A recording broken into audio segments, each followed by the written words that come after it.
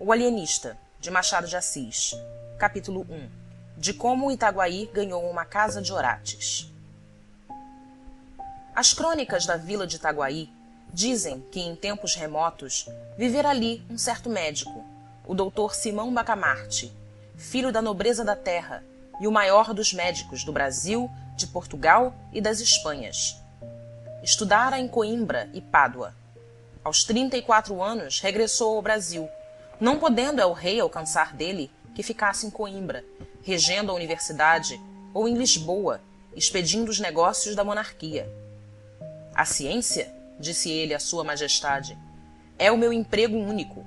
Itaguaí é o meu universo. Dito isso, meteu-se em Itaguaí e entregou-se de corpo e alma ao estudo das ciências, alternando as curas com as leituras e demonstrando os teoremas com cataplasmas. Aos 40 anos, casou com Dona Evarista da Costa e Mascarenhas, senhora de 25 anos, viúva de um juiz de fora, e não bonita nem simpática. Um dos tios dele, caçador de pacas perante o Eterno, e não menos franco, admirou-se de semelhante escolha e disse-lhe. Simão Bacamarte explicou-lhe que Dona Evarista reunia condições fisiológicas e anatômicas de primeira ordem. Digeria com facilidade, dormia regularmente, tinha bom pulso e excelente vista, estava assim apta para dar-lhe filhos robustos, sãos e inteligentes. Se além dessas prendas, únicas dignas da preocupação de um sábio, Dona Evarista era mal composta de feições, longe de lastimá-lo, agradecia-o a Deus, porquanto não corria o risco de preterir os interesses da ciência na contemplação exclusiva, miúda e vulgar da consorte. Dona Evarista mentiu às esperanças do doutor Bacamarte. Não lhe deu filhos robustos, nem mofinos. A índole natural da ciência é a longanimidade. O nosso médico esperou 3 anos, depois 4, depois 5. Ao cabo desse tempo, fez um estudo profundo da matéria, releu todos os escritores árabes e outros que trouxera para Itaguaí, enviou consultas às universidades italianas e alemãs e acabou por aconselhar à mulher um regime alimentício especial. A ilustre dama, nutrida exclusivamente com a bela carne de porco de Itaguaí, não atendeu às admoestações do esposo, e a sua resistência, explicável, mas inqualificável, devemos à total extinção da dinastia dos Bacamartes. Mas a ciência tem o inefável dom de curar todas as mágoas. O nosso médico mergulhou inteiramente no estudo e na prática da medicina. Foi então que um dos recantos desta lhe chamou especialmente a atenção: o recanto psíquico, o exame de patologia cerebral. Não havia na colônia, e ainda no reino, uma só autoridade em semelhante matéria, mal explorada ou quase inexplorada. Simão Bacamarte compreendeu que a ciência lusitana, e particularmente a brasileira, podia cobrir-se de louros imarcessíveis, expressão usada por ele mesmo, mas em um arroubo de intimidade doméstica. Exteriormente, era modesto, segundo convém aos sabedores. A saúde da alma, bradou ele, é a ocupação mais digna do médico. Do verdadeiro médico, emendou Crispim Soares, boticário da vila e um dos seus amigos e comensais. A vereança de Itaguaí, entre outros pecados de que é arguida pelos cronistas, tinha o de não fazer caso dos dementes. Assim é que cada louco furioso era trancado em uma alcova na própria casa, e não curado, mas descurado, até que a morte o vinha defraudar do benefício da vida. Os mansos andavam à solta pela rua. Simão Bacamarte entendeu desde logo reformar tão ruim costume. Pediu licença à Câmara para agasalhar e tratar no edifício que ia construir todos os loucos de Itaguaí e das demais vilas e cidades, mediante um estipêndio que a Câmara lhe daria quando a família do enfermo o não pudesse fazer. A proposta excitou a curiosidade de toda a vila e encontrou grande resistência. Tão certo é que dificilmente se desarraigam hábitos absurdos ou ainda maus. A ideia de meter os loucos na mesma casa, vivendo em comum, pareceu em si mesma sintoma de demência, e não faltou quem o insinuasse à própria mulher do médico. Olhe, Dona Evarista, disse-lhe o padre Lopes, vigário do lugar, Veja se seu marido dá um passeio ao Rio de Janeiro. Isso de estudar sempre, sempre, não é bom. Vira o juízo. Dona Evarista ficou aterrada. Foi ter com o marido.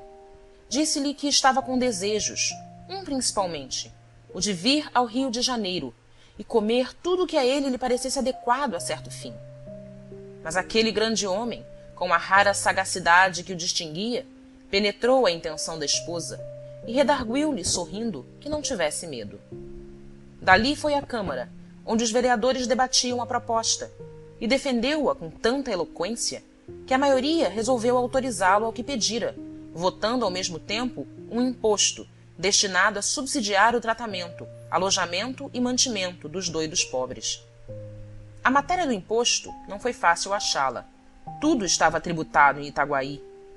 Depois de longos estudos, assentou-se em permitir o uso de 2 penachos nos cavalos dos enterros. Quem quisesse emplumar os cavalos de um coche mortuário pagaria 2 tostões à Câmara, repetindo-se tantas vezes esta quantia quantas fossem as horas decorridas entre a do falecimento e da última bênção da sepultura. O escrivão perdeu-se nos cálculos aritméticos do rendimento possível da nova taxa, e um dos vereadores, que não acreditava na empresa do médico, pediu que se relevasse o escrivão de um trabalho inútil. Os cálculos não são precisos, disse ele, porque o Dr. Bacamarte não arranja nada. Quem é que viu agora meter todos os doidos dentro da mesma casa? Enganava-se o digno magistrado. O médico arranjou tudo. Uma vez empossado da licença, começou logo a construir a casa.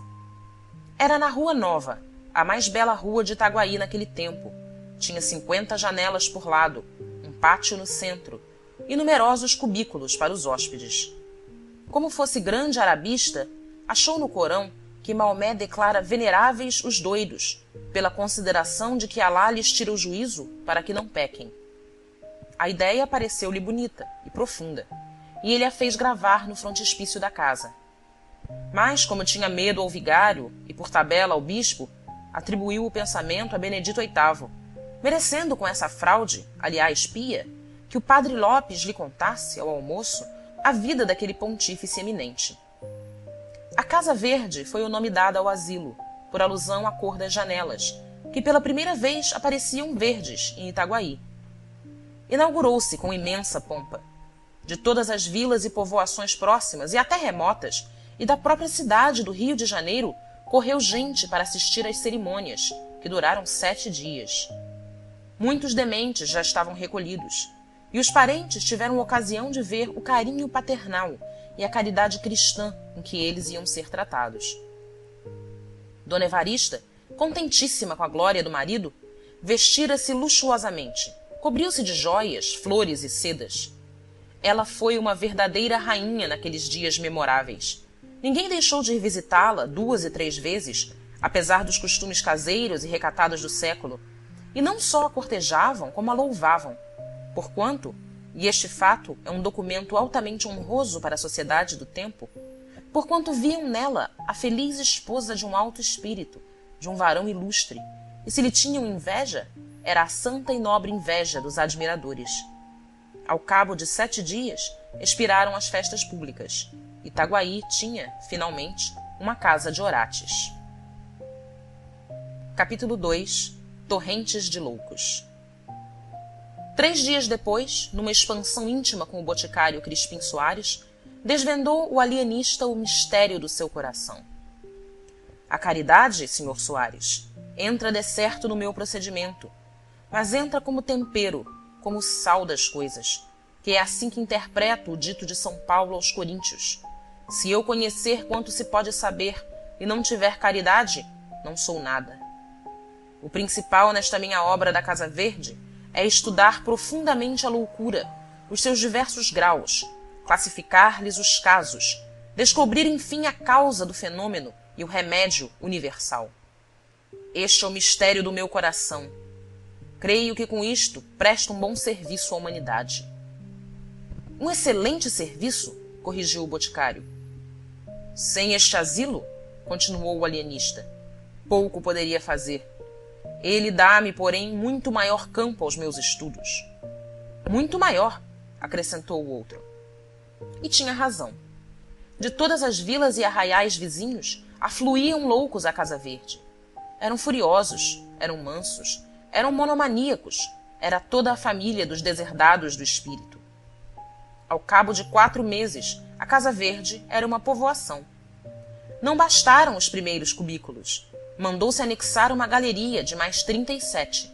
O padre Lopes confessou que não imaginara a existência de tantos doidos no mundo, e menos ainda o inexplicável de alguns casos.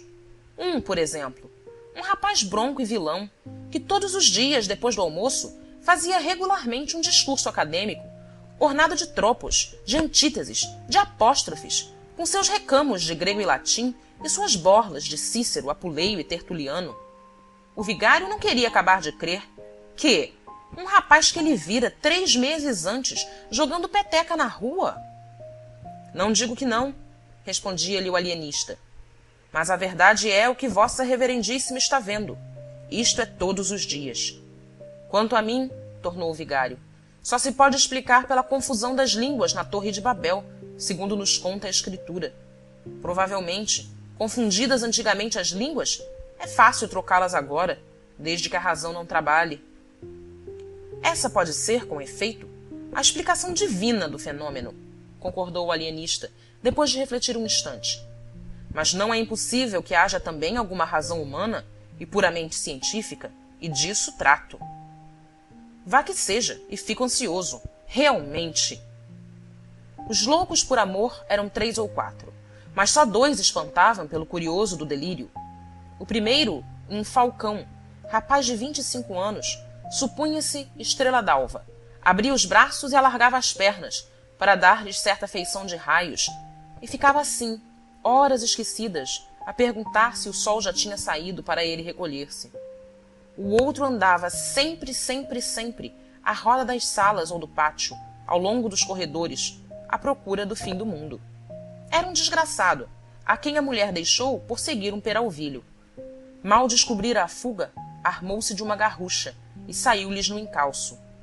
Achou-os 2 horas depois, ao pé de uma lagoa. Matou-os a ambos com os maiores requintes de crueldade. O ciúme satisfez-se, mas o vingado estava louco. E então começou aquela ânsia de ir ao fim do mundo, à cata dos fugitivos. A mania das grandezas tinha exemplares notáveis. O mais notável era um pobre diabo, filho de um algibebe, que narrava às paredes, porque não olhava nunca para nenhuma pessoa, toda a sua genealogia, que era esta. Deus engendrou um ovo, o ovo engendrou a espada engendrou Davi engendrou a púrpura engendrou o duque engendrou o marquês engendrou o conde, que sou eu. Dava uma pancada na testa, um estalo com os dedos, e repetia 5, 6 vezes seguidas: Deus engendrou um ovo, o ovo, etc. Outro da mesma espécie era um escrivão, que se vendia por mordomo do rei. Outro era um boiadeiro de Minas, cuja mania era distribuir boiadas a toda a gente. Dava 300 cabeças a um, 600 a outro, 1.200 a outro e não acabava mais. Não falo dos casos de monomania religiosa. Apenas citarei um sujeito, que, chamando-se João de Deus, dizia agora ser o Deus João, e prometia o reino dos céus a quem o adorasse, e as penas do inferno aos outros. E depois desse, o licenciado Garcia, que não dizia nada, porque imaginava que no dia em que chegasse a proferir uma só palavra, todas as estrelas se despegariam do céu e abrasariam a terra. Tal era o poder que recebera de Deus. Assim o escrevia ele no papel que o alienista lhe mandava dar, menos por caridade do que por interesse científico. Que, na verdade, a paciência do alienista era ainda mais extraordinária do que todas as manias hospedadas na Casa Verde, nada menos que assombrosa.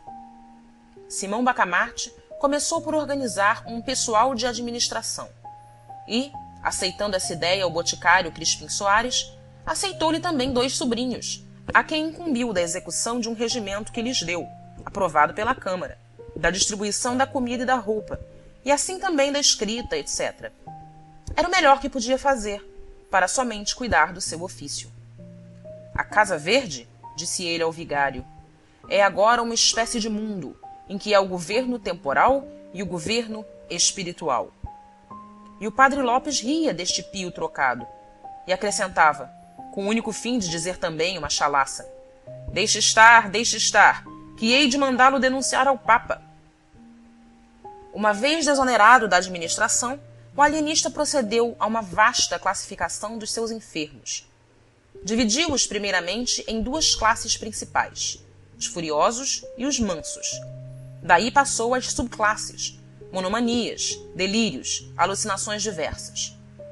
Isto feito, começou um estudo apurado e contínuo.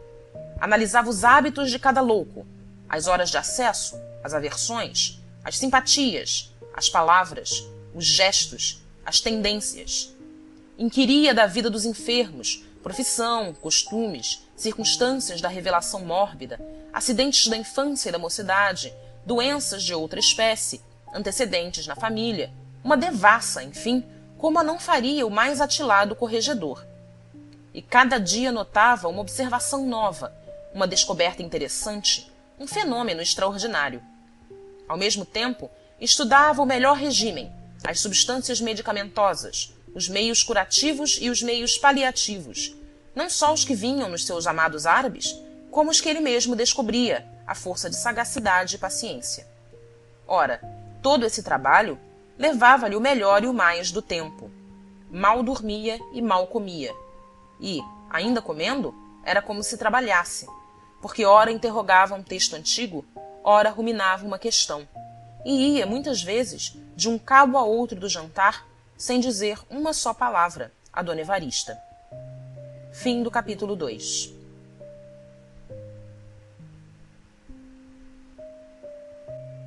Capítulo 3. Deus sabe o que faz. Ilustre dama, no fim de 2 meses, achou-se a mais desgraçada das mulheres. Caiu em profunda melancolia, ficou amarela, magra, comia pouco e suspirava a cada canto. Não ousava fazer-lhe nenhuma queixa ou reproche, porque respeitava nele o seu marido e senhor, mas padecia calada e definhava a olhos vistos. Um dia, ao jantar, como lhe perguntasse o marido o que é que tinha, respondeu tristemente que nada. Depois, atreveu-se um pouco e foi ao ponto de dizer que se considerava tão viúva como dantes. E acrescentou: quem diria, nunca, que meia dúzia de lunáticos? Não acabou a frase. Ou antes, acabou-a, levantando os olhos ao teto. Os olhos que eram a sua feição mais insinuante, negros, grandes, lavados de uma luz úmida como os da aurora. Quanto ao gesto, era o mesmo que empregara no dia em que Simão Bacamarte a pediu em casamento. Não dizem as crônicas se Dona Evarista brandiu aquela arma com o perverso intuito de degolar de uma vez a ciência, ou pelo menos decepar-lhe as mãos, mas a conjetura é verossímil. Em todo caso, o alienista não lhe atribuiu intenção. E não se irritou o grande homem, não ficou sequer consternado. O metal de seus olhos não deixou de ser o mesmo metal, duro, liso, eterno. Nem a menor prega veio quebrar a superfície da fronte quieta, como a água de Botafogo. Talvez um sorriso lhe descerrou os lábios, por entre os quais filtrou esta palavra macia como o óleo do cântico. Consinto que vás dar um passeio ao Rio de Janeiro. Dona Evarista sentiu faltar-lhe o chão debaixo dos pés. Nunca dos nuncas vira o Rio de Janeiro, que posto não fosse sequer uma pálida sombra do que hoje é, todavia era alguma coisa mais do que Itaguaí. Ver o Rio de Janeiro para ela equivalia ao sonho do hebreu cativo. Agora, principalmente, que o marido assentara de vez naquela povoação interior. Agora é que ela perdera as últimas esperanças de respirar os ares de nossa boa cidade. E justamente agora é que ele a convidava a realizar os seus desejos de menina e moça. Dona Evarista não pôde dissimular o gosto de semelhante proposta. Simão Bacamarte pegou-lhe na mão e sorriu. Um sorriso tanto ou quanto filosófico, além de conjugal, em que parecia traduzir-se este pensamento: não há remédio certo para as dores da alma. Esta senhora definha, porque lhe parece que a não amo. Dou-lhe o Rio de Janeiro e consola-se. E porque era homem estudioso, tomou nota da observação. Mas um dardo atravessou o coração de Dona Evarista. Conteve-se, entretanto. Limitou-se a dizer ao marido que, se ele não ia, ela não iria também, porque não havia de meter-se sozinha pelas estradas. Irá com sua tia, redarguiu o alienista. Note-se que Dona Evarista tinha pensado nisso mesmo, mas não quisera pedi-lo nem insinuá-lo. Em primeiro lugar, porque seria impor grandes despesas ao marido. Em segundo lugar, porque era melhor, mais metódico e racional, que a proposta viesse dele. Oh, mas o dinheiro que será preciso gastar? Suspirou Dona Evarista, sem convicção. Que importa? Temos ganho muito, disse o marido. Ainda ontem o escriturário prestou-me contas. Queres ver? E levou-a aos livros. Dona Evarista ficou deslumbrada. Era uma via láctea de algarismos. E depois levou-a às arcas, onde estava o dinheiro. Deus! Eram montes de ouro. Eram 1000 cruzados sobre 1000 cruzados. Dobrões sobre dobrões. Era a opulência.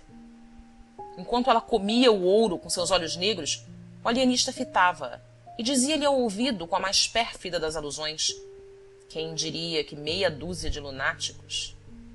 Dona Evarista compreendeu, sorriu e respondeu com muita resignação: Deus sabe o que faz.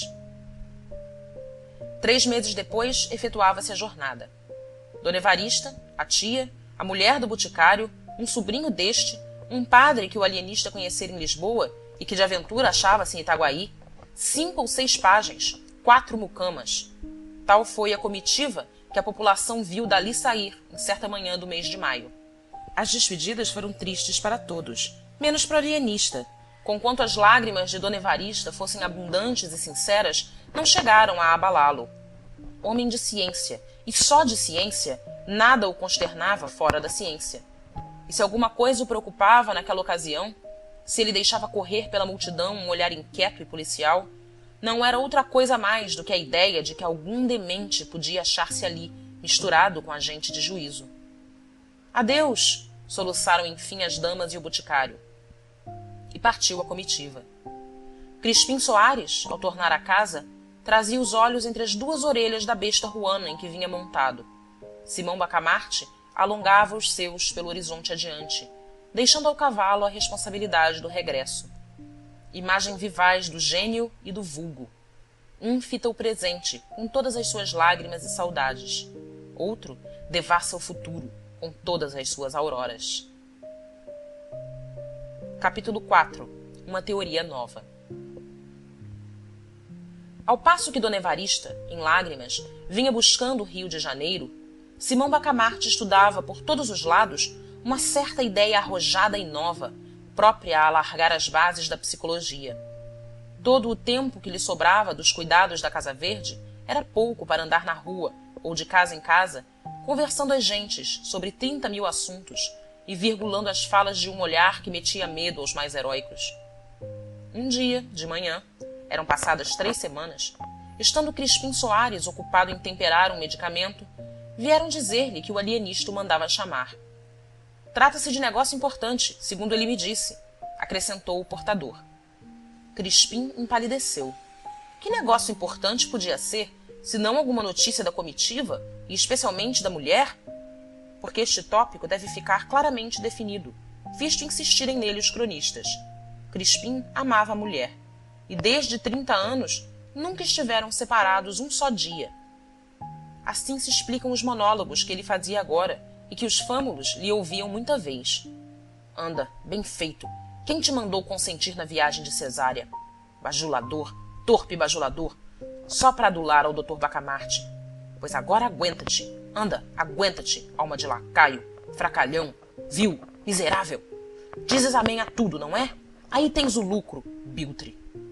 E muitos outros nomes feios, que um homem não deve dizer aos outros, quanto mais a si mesmo. Daqui a imaginar o efeito do recado é um nada. Tão depressa ele o recebeu como abriu mão das drogas e voou à Casa Verde. Simão Bacamarte recebeu-o com a alegria própria de um sábio, uma alegria abotoada de circunspecção até o pescoço. Estou muito contente, disse ele. Notícias do nosso povo? Perguntou o boticário com a voz trêmula. O alienista fez um gesto magnífico e respondeu. Trata-se de coisa mais alta. Trata-se de uma experiência científica. Digo experiência, porque não me atrevo a assegurar desde já a minha ideia. Nem a ciência é outra coisa, Sr. Soares, senão uma investigação constante. Trata-se, pois, de uma experiência, mas uma experiência que vai mudar a face da Terra. A loucura, objeto dos meus estudos, era até agora uma ilha perdida no oceano da razão. Começo a suspeitar que é um continente. Disse isto e calou-se, para ruminar o pasmo do boticário. Depois explicou compridamente a sua ideia. No conceito dele, a insânia abrangia uma vasta superfície de cérebros, e desenvolveu isto com grande cópia de raciocínios, de textos, de exemplos. Os exemplos achou-os na história, em Itaguaí, mas, como um raro espírito que era, reconheceu o perigo de citar todos os casos de Itaguaí e refugiou-se na história.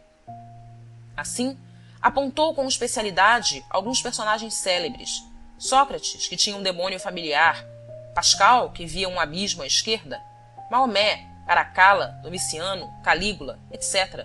Uma enfiada de casos e pessoas em que de mistura vinham entidades odiosas e entidades ridículas.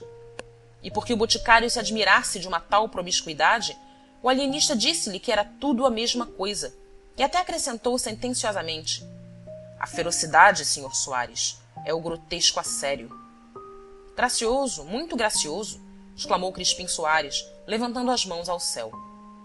Quanto à ideia de ampliar o território da loucura, achou-a o boticário extravagante, mas a modéstia, principal adorno de seu espírito, não lhe sofreu confessar outra coisa além de um nobre entusiasmo. Declarou-a sublime e verdadeira, e acrescentou que era caso de matraca. Esta expressão não tem equivalente no estilo moderno.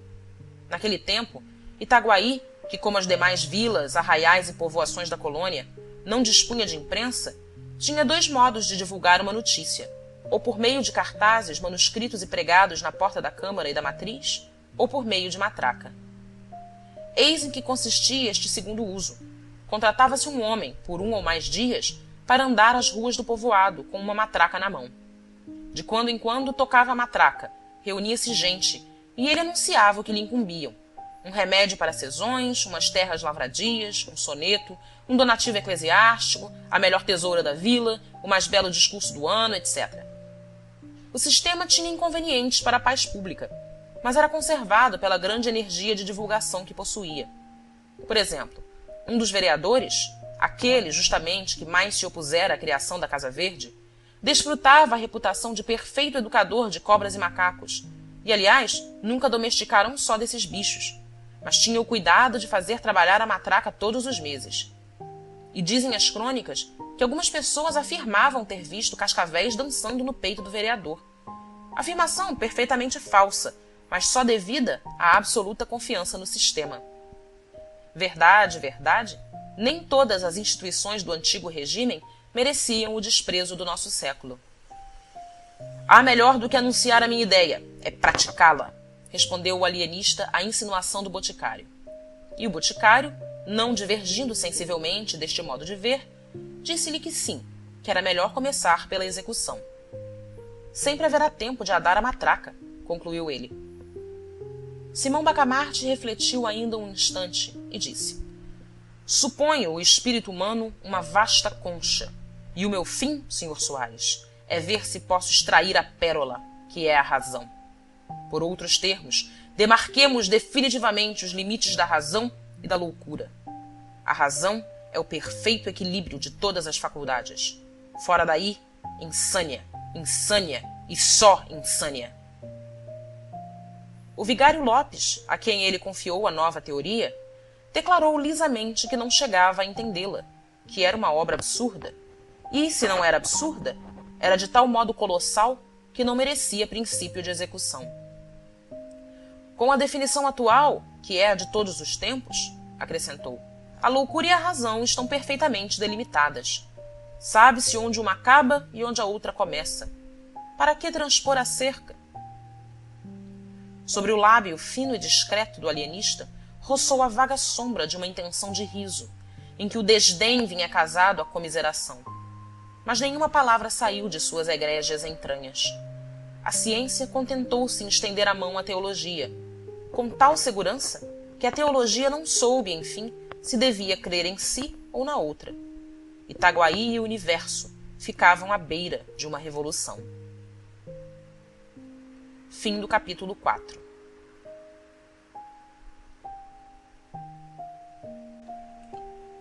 Capítulo 5. O terror. 4 dias depois, a população de Itaguaí ouviu, consternada, a notícia de que um certo Costa fora recolhido à Casa Verde. Impossível? Qual impossível? Foi recolhido hoje de manhã. Mas, na verdade, ele não merecia. Ainda em cima, depois de tanto que ele fez.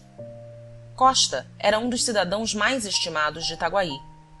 Herdara 400.000 cruzados em boa moeda de el-rei Dom João V, dinheiro cuja renda bastava, segundo lhe declarou o tio no testamento, para viver até o fim do mundo.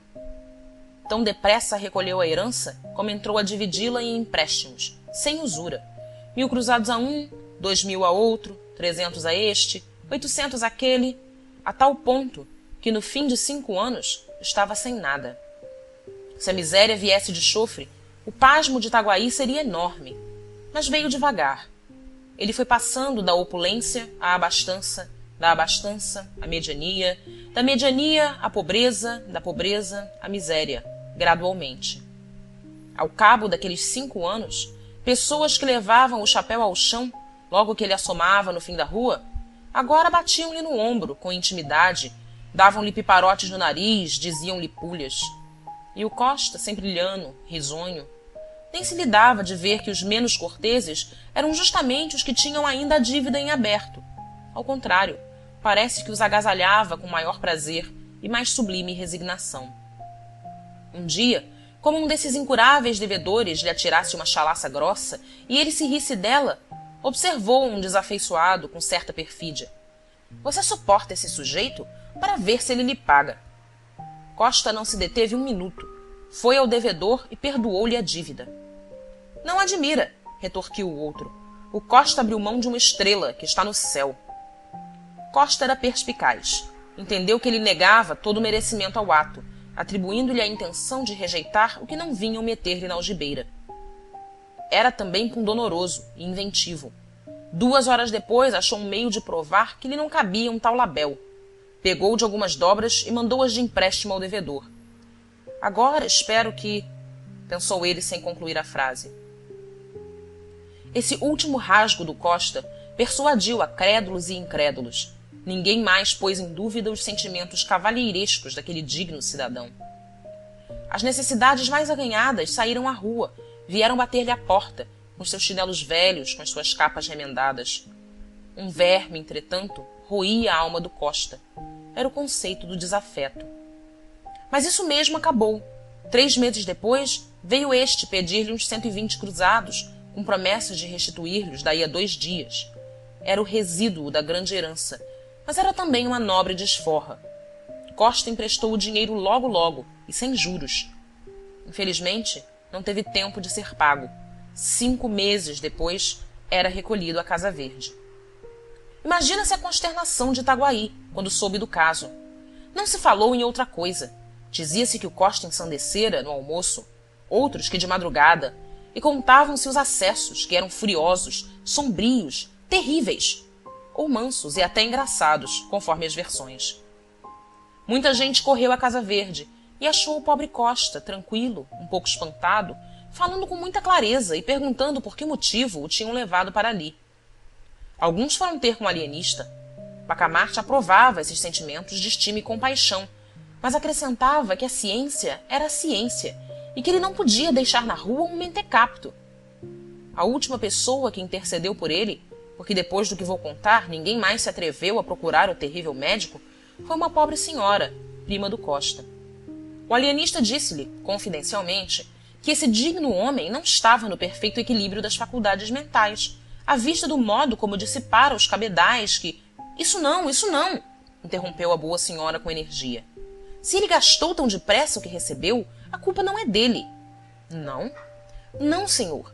Eu lhe digo como o negócio se passou. O defunto, meu tio, não era mau homem, mas quando estava furioso, era capaz de nem tirar o chapéu ao Santíssimo. Ora, um dia, pouco tempo antes de morrer, descobriu que um escravo lhe roubara um boi. Imagine como ficou. A cara era um pimentão. Todo ele tremia, a boca escumava. Lembro-me como se fosse hoje. Então, um homem feio, cabeludo, em mangas de camisa, chegou-se a ele e pediu água. Meu tio, Deus lhe fale nalma, respondeu que fosse beber ao rio ou ao inferno. O homem olhou para ele, abriu a mão em ar de ameaça e rogou esta praga: todo o seu dinheiro não há de durar mais de 7 anos e um dia, tão certo como isto ser o sino Salamão. E mostrou o sino Salamão impresso no braço. Foi isto, meu senhor, foi esta praga daquele maldito. Bacamarte espetara na pobre senhora um par de olhos agudos como punhais. Quando ela acabou, estendeu-lhe a mão polidamente, como se o fizesse a própria esposa do vice-rei, e convidou-a a ir falar ao primo. A mísera acreditou. Ele levou-a à Casa Verde e encerrou-a na galeria dos alucinados. A notícia desta leivosia do ilustre Bacamarte lançou o terror à alma da população. Ninguém queria acabar de crer que, sem motivo, sem inimizade, o alienista trancasse na Casa Verde uma senhora perfeitamente ajuizada, que não tinha outro crime senão o de interceder por um infeliz. Comentava-se o caso nas esquinas, nos barbeiros. Edificou-se um romance, umas finezas namoradas que o alienista outrora dirigira à prima do Costa, a indignação do Costa e o desprezo da prima, e daí a vingança. Era claro. Mas a austeridade do alienista, a vida de estudos que ele levava, pareciam desmentir uma tal hipótese. Histórias! Tudo isso era naturalmente a capa do velhaco. E um dos mais crédulos chegou a murmurar que sabia de outras coisas. Não as dizia por não ter certeza plena, mas sabia, quase que podia jurar. Você, que é íntimo dele, não nos podia dizer o que há, o que houve, que motivo. Crispim Soares derretia-se todo. Esse interrogar da gente inquieta e curiosa, dos amigos atônitos, era para ele uma consagração pública. Não havia a duvidar. Toda a povoação sabia, enfim, que o privado do alienista era ele, Crispim, o boticário, o colaborador do grande homem e das grandes coisas. Daí a corrida à botica. Tudo isso dizia o carão jucundo e o riso discreto do boticário, o riso e o silêncio, porque ele não respondia nada. 1, 2, 3 monossílabos, quando muito, soltos, secos, encapados no fiel sorriso constante e miúdo, cheio de mistérios científicos, que ele não podia, sem desdouro nem perigo, desvendar a nenhuma pessoa humana. "A coisa", pensavam os mais desconfiados. Um desses limitou-se a pensá-lo, deu de ombros e foi embora. Tinha negócios pessoais. Acabava de construir uma casa suntuosa. Só a casa bastava para deter a chamar toda a gente. Mas havia mais. A mobília que ele mandara vir da Hungria e da Holanda, segundo contava, e que se podia ver do lado de fora, porque as janelas viviam abertas. E o jardim, que era uma obra-prima de arte e de gosto. Esse homem, que enriquecera no fabrico de albardas, tinha tido sempre o sonho de uma casa magnífica, jardim pomposo, mobília rara.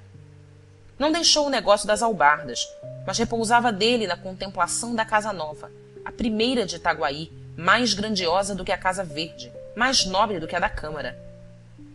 Entre a gente ilustre da povoação havia choro e ranger de dentes, quando se pensava, ou se falava, ou se louvava a casa do albardeiro. Um simples albardeiro, Deus do céu! Lá está ele, embasbacado, diziam os transeuntes de manhã. De manhã, com efeito, era costume do Mateus estatelar-se no meio do jardim, com os olhos na casa, namorado, durante uma longa hora, até que vinham chamá-lo para almoçar. Os vizinhos, embora o cumprimentassem com certo respeito, riam-se por trás dele, que era um gosto. Um desses chegou a dizer que o Mateus seria muito mais econômico e estaria riquíssimo se fabricasse as albardas para si mesmo. Epigrama ininteligível, mas que fazia rir as bandeiras despregadas. "Agora lá está o Mateus a ser contemplado", diziam à tarde. A razão deste outro dito era que, de tarde, quando as famílias saíam a passeio, jantavam cedo, usava o Mateus postar-se à janela, bem no centro, vistoso sobre um fundo escuro, trajado de branco, atitude senhoril, e assim ficava 2 e 3 horas até que anoitecia de todo. Pode crer-se que a intenção do Mateus era ser admirado e invejado, posto que ele não a confessasse a nenhuma pessoa, nem ao boticário, nem ao padre Lopes, seus grandes amigos. E, entretanto, não foi outra a alegação do boticário, quando o alienista lhe disse que o albardeiro talvez padecesse do amor das pedras, mania que ele, Bacamarte, descobrira e estudava desde algum tempo. Aquilo de contemplar a casa... "Não, senhor", acudiu vivamente Crispim Soares. "Não? Há de perdoar-me, Mas talvez não saiba que ele de manhã examina a obra, não a admira. De tarde, são os outros que o admiram, a ele e a obra. E contou o uso do albardeiro, todas as tardes, desde cedo até o cair da noite. Uma volúpia científica alumiou os olhos de Simão Bacamarte. Ou ele não conhecia todos os costumes do albardeiro, ou nada mais quis, interrogando Crispim, do que confirmar alguma notícia incerta ou suspeita vaga. A explicação satisfê-lo. Mas como tinha as alegrias próprias de um sábio, concentradas, nada viu o boticário que fizesse suspeitar uma intenção sinistra. Ao contrário, era de tarde, e o alienista pediu-lhe o braço para irem a passeio. Deus! Era a primeira vez que Simão Bacamarte dava a seu privado tamanha honra. Crispim ficou trêmulo, atarantado, disse que sim, que estava pronto. Chegaram 2 ou 3 pessoas de fora. Crispim mandou-as mentalmente a todos os diabos. Não só atrasavam o passeio, como podia acontecer que Bacamarte elegesse alguma delas para acompanhá-lo e o dispensasse a ele. Que impaciência! Que aflição! Enfim, saíram. O alienista guiou para os lados da casa do albardeiro. Viu-o à janela. Passou 5, 6 vezes por diante, devagar, parando, examinando as atitudes, a expressão do rosto. O pobre Mateus apenas notou que era objeto da curiosidade ou admiração do primeiro vulto de Itaguaí. Redobrou de expressão, deu outro relevo às atitudes. Triste, triste, não fez mais do que condenar-se. No dia seguinte foi recolhido à Casa Verde. A Casa Verde é um cárcere privado, disse um médico sem clínica. Nunca uma opinião pegou e graçou tão rapidamente. Cárcere privado, eis o que se repetia de norte a sul e de leste a oeste de Itaguaí. Há medo, é verdade, porque durante a semana que se seguiu à captura do pobre Mateus, 20 e tantas pessoas, 2 ou 3 de consideração, foram recolhidas à Casa Verde. O alienista dizia que só eram admitidos os casos patológicos, mas pouca gente lhe dava crédito. Sucediam-se as versões populares: vingança, cobiça de dinheiro, castigo de Deus, monomania do próprio médico, plano secreto do Rio de Janeiro com o fim de destruir em Itaguaí qualquer germen de prosperidade que viesse a brotar, arvorecer, florir, com o desdouro e míngua daquela cidade. 1000 outras explicações que não explicavam nada. Tal era o produto diário da imaginação pública. Nisto, chegou do Rio de Janeiro a esposa do alienista, a tia, a mulher do Crispim Soares e toda a mais comitiva, ou quase toda, que algumas semanas antes partira de Itaguaí. O alienista foi recebê-la com o boticário, o padre Lopes, os vereadores e vários outros magistrados. O momento em que Dona Evarista pôs os olhos na pessoa do marido é considerado pelos cronistas do tempo como um dos mais sublimes da história moral dos homens, e isto pelo contraste das duas naturezas, ambas extremas, ambas egrégias. Dona Evarista soltou um grito, balbuciou uma palavra e atirou-se ao consorte, de um gesto que não se pode melhor definir do que comparando-o a uma mistura de onça e rola. Não assim o ilustre Bacamarte. Frio como um diagnóstico, sem desengonçar por um instante a rigidez científica, estendeu os braços à dona, que caiu neles e desmaiou. Curto incidente. Ao cabo de 2 minutos, Dona Evarista recebia os cumprimentos dos amigos e o préstito punha-se em marcha. Dona Evarista era a esperança de Itaguaí. Contava-se com ela para minorar o flagelo da Casa Verde. Daí as aclamações públicas, a imensa gente que atulhava as ruas, as flâmulas, as flores e damascos às janelas. Com o braço apoiado no do padre Lopes, porque o eminente Bacamarte confiara a mulher ao vigário e acompanhava-os a passo meditativo, Dona Evarista voltava a cabeça, a um lado e outro, curiosa, inquieta, petulante. O vigário indagava do Rio de Janeiro, que ele não vira desde o vice-reinado anterior, e Dona Evarista respondia, entusiasmada, que era a coisa mais bela que podia haver no mundo. O passeio público estava acabado, um paraíso onde ela fora muitas vezes, e a Rua das Belas Noites, o chafariz das marrecas. Ah, o chafariz das marrecas! Eram mesmo marrecas, feitas de metal e despejando água pela boca fora, uma coisa galantíssima. O vigário dizia que sim, que o Rio de Janeiro devia estar agora muito mais bonito, se já o era no outro tempo. Não admira, maior do que Itaguaí, e de mais a mais sede do governo. Mas não se pode dizer que Itaguaí fosse feio. Tinha belas casas, a casa do Mateus, a Casa Verde. A propósito da Casa Verde, disse o padre Lopes, escorregando habilmente para o assunto da ocasião. A senhora vem achá-la muito cheia de gente. Sim. É verdade. Lá está o Mateus. O albardeiro? O albardeiro? Está o Costa, a prima do Costa, e fulano, e cicrano, e... Tudo isso doido? Ou quase doido? Obtemperou o padre. Mas então... O vigário derreou os cantos da boca, à maneira de quem não sabe nada ou não quer dizer tudo. Resposta vaga, que não se pode repetir a outra pessoa por falta de texto. Dona Evarista achou realmente extraordinário que toda aquela gente ensandecesse. Um ou outro vá, mas todos... Entretanto, custava-lhe duvidar. O marido era um sábio. Não recolheria ninguém à Casa Verde sem prova evidente de loucura. Sem dúvida, ia pontuando o vigário. 3 horas depois, cerca de 50 convivas sentavam-se em volta da mesa de Simão Bacamarte. Era o jantar das boas-vindas. Dona Evarista foi o assunto obrigado dos brindes, discursos, versos de toda a casta, metáforas, amplificações, apólogos. Ela era a esposa do novo Hipócrates, a musa da ciência, anjo, divina, aurora, caridade, vida, consolação. Trazia nos olhos 2 estrelas, segundo a versão modesta de Crispim Soares, e 2 sóis, no conceito de um vereador. O alienista ouvia essas coisas um tanto enfastiado, mas sem visível impaciência. Quando muito dizia ao ouvido da mulher que a retórica permitia tais arrojos sem significação. Dona Evarista fazia esforços para aderir a esta opinião do marido, mas, ainda descontando 3/4 partes das louvaminhas, ficava muito com que enfunar-lhe a alma. Um dos oradores, por exemplo, Martim Brito, rapaz de 25 anos, pintalegrete acabado, curtido de namoros e aventuras, declamou um discurso em que o nascimento de Dona Evarista era explicado pelo mais singular dos reptos. Deus, disse ele, depois de dar ao universo o homem e a mulher, esse diamante e essa pérola da coroa divina, e o orador arrastava triunfalmente esta frase de uma ponta a outra da mesa, Deus quis vencer a Deus e criou Dona Evarista. Dona Evarista baixou os olhos, com exemplar modéstia. 2 senhoras, achando a cortesanice excessiva e audaciosa, interrogaram os olhos do dono da casa.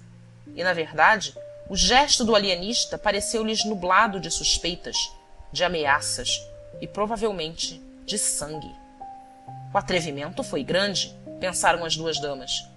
E uma e outra pediam a Deus que removesse qualquer episódio trágico ou que o adiasse, ao menos, para o dia seguinte. Sim, que o adiasse.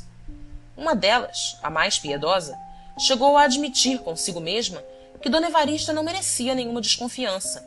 Tão longe estava de ser atraente ou bonita. Uma simples água morna. Verdade é que, se todos os gostos fossem iguais, o que seria do amarelo? Esta ideia fê-la tremer outra vez, embora menos. Menos porque o alienista sorria agora para o Martim Brito e, levantados todos, foi ter com ele e falou-lhe do discurso. Não lhe negou que era um improviso brilhante, cheio de rasgos magníficos. Seria dele mesmo a ideia relativa ao nascimento de Dona Evarista? Ou tê-la-ia encontrado em algum autor que... Não, senhor, era dele mesmo. Achou-a naquela ocasião e parecera-lhe adequada a um arroubo oratório. De resto, suas ideias eram antes arrojadas do que ternas ou jocosas. Dava para o épico. Uma vez, por exemplo, compôs uma ode à queda do Marquês de Pombal, em que dizia que esse ministro era o dragão aspérrimo do nada, esmagado pelas garras vingadoras do todo, e assim outras mais ou menos fora do comum. Gostava das ideias sublimes e raras, das imagens grandes e nobres. Pobre moço, pensou o alienista, e continuou consigo. Trata-se de um caso de lesão cerebral, fenômeno sem gravidade, mas digno de estudo. Dona Evarista ficou estupefata quando soube, 3 dias depois, que o Martim Brito fora alojado na Casa Verde. Um moço que tinha ideias tão bonitas. As 2 senhoras atribuíram o ato a ciúmes do alienista. Não podia ser outra coisa. Realmente, a declaração do moço fora audaciosa demais. Ciúmes? Mas como explicar que logo em seguida fossem recolhidos José Borges do Couto Leme, pessoa estimável, o Chico das Cambraias, folgazão emérito, o escrivão Fabrício e ainda outros? O terror acentuou-se. Não se sabia já quem estava são nem quem estava doido. As mulheres, quando os maridos saíam, mandavam acender uma lamparina a Nossa Senhora, e nem todos os maridos eram valorosos. Alguns não andavam fora sem 1 ou 2 capangas. Positivamente, o terror. Quem podia, emigrava. Um desses fugitivos chegou a ser preso a 200 passos da vila. Era um rapaz de 30 anos, amável, conversado, polido, tão polido que não cumprimentava alguém sem levar o chapéu ao chão. Na rua, acontecia-lhe correr uma distância de 10 a 20 braças para ir apertar a mão a um homem grave, a uma senhora, às vezes a um menino, como acontecera ao filho do juiz de fora. Tinha a vocação das cortesias. De resto, devia as boas relações da sociedade, não só aos dotes pessoais, que eram raros, como à nobre tenacidade com que nunca desanimava diante de 1, 2, 4, 6 recusas, caras feias, etc. O que acontecia era que, uma vez entrado numa casa, não a deixava mais, nem os da casa o deixavam a ele. Tão gracioso era o Gil Bernardes. Pois o Gil Bernardes, apesar de se saber estimado, teve medo quando lhe disseram um dia que o alienista o trazia de olho. Na madrugada seguinte fugiu da vila, mas foi logo apanhado e conduzido à Casa Verde. Devemos acabar com isto! Não pode continuar! Abaixo a tirania! Déspota! Violento! Golias! Não eram gritos na rua, eram suspiros em casa, mas não tardava a hora dos gritos. O terror crescia, avizinhava-se a rebelião. A ideia de uma petição ao governo para que Simão Bacamarte fosse capturado e deportado andou por algumas cabeças, antes que o barbeiro Porfírio a expendesse na loja, com grandes gestos de indignação. Note-se, e essa é uma das laudas mais puras desta sombria história, note-se que o Porfírio, desde que a Casa Verde começara a povoar-se tão extraordinariamente, viu crescerem os lucros pela aplicação assídua de sanguessugas que dali lhe pediam. Mas o interesse particular, dizia ele, deve ceder ao interesse público. E acrescentava: é preciso derrubar o tirano. Note-se mais que ele soltou esse grito justamente no dia em que Simão Bacamarte fizera recolher à Casa Verde um homem que trazia com ele uma demanda, o Coelho. Não me dirão em que é que o Coelho é doido? Bradou o Porfírio. E ninguém lhe respondia. Todos repetiam que era um homem perfeitamente ajuizado. A mesma demanda que ele trazia com o barbeiro, acerca de uns chãos da vila, era filha da obscuridade de um alvará e não da cobiça ou ódio. Um excelente caráter, o Coelho. Os únicos desafeiçoados que tinha eram alguns sujeitos que, dizendo-se taciturnos ou alegando andar com pressa, mal o viam de longe, dobravam as esquinas, entravam nas lojas, etc. Na verdade, ele amava a boa palestra, a palestra comprida, gostada a sorvos largos, e assim é que nunca estava só, preferindo os que sabiam dizer 2 palavras, mas não desdenhando os outros. O padre Lopes, que cultivava o Dante e era inimigo do Coelho, nunca o via desligar-se de uma pessoa que não declamasse e emendasse este trecho. La bocca sollevò dal fiero pasto quel seccatore. Mas uns sabiam do ódio do padre, e outros pensavam que isto era uma oração em latim. Fim do capítulo 5.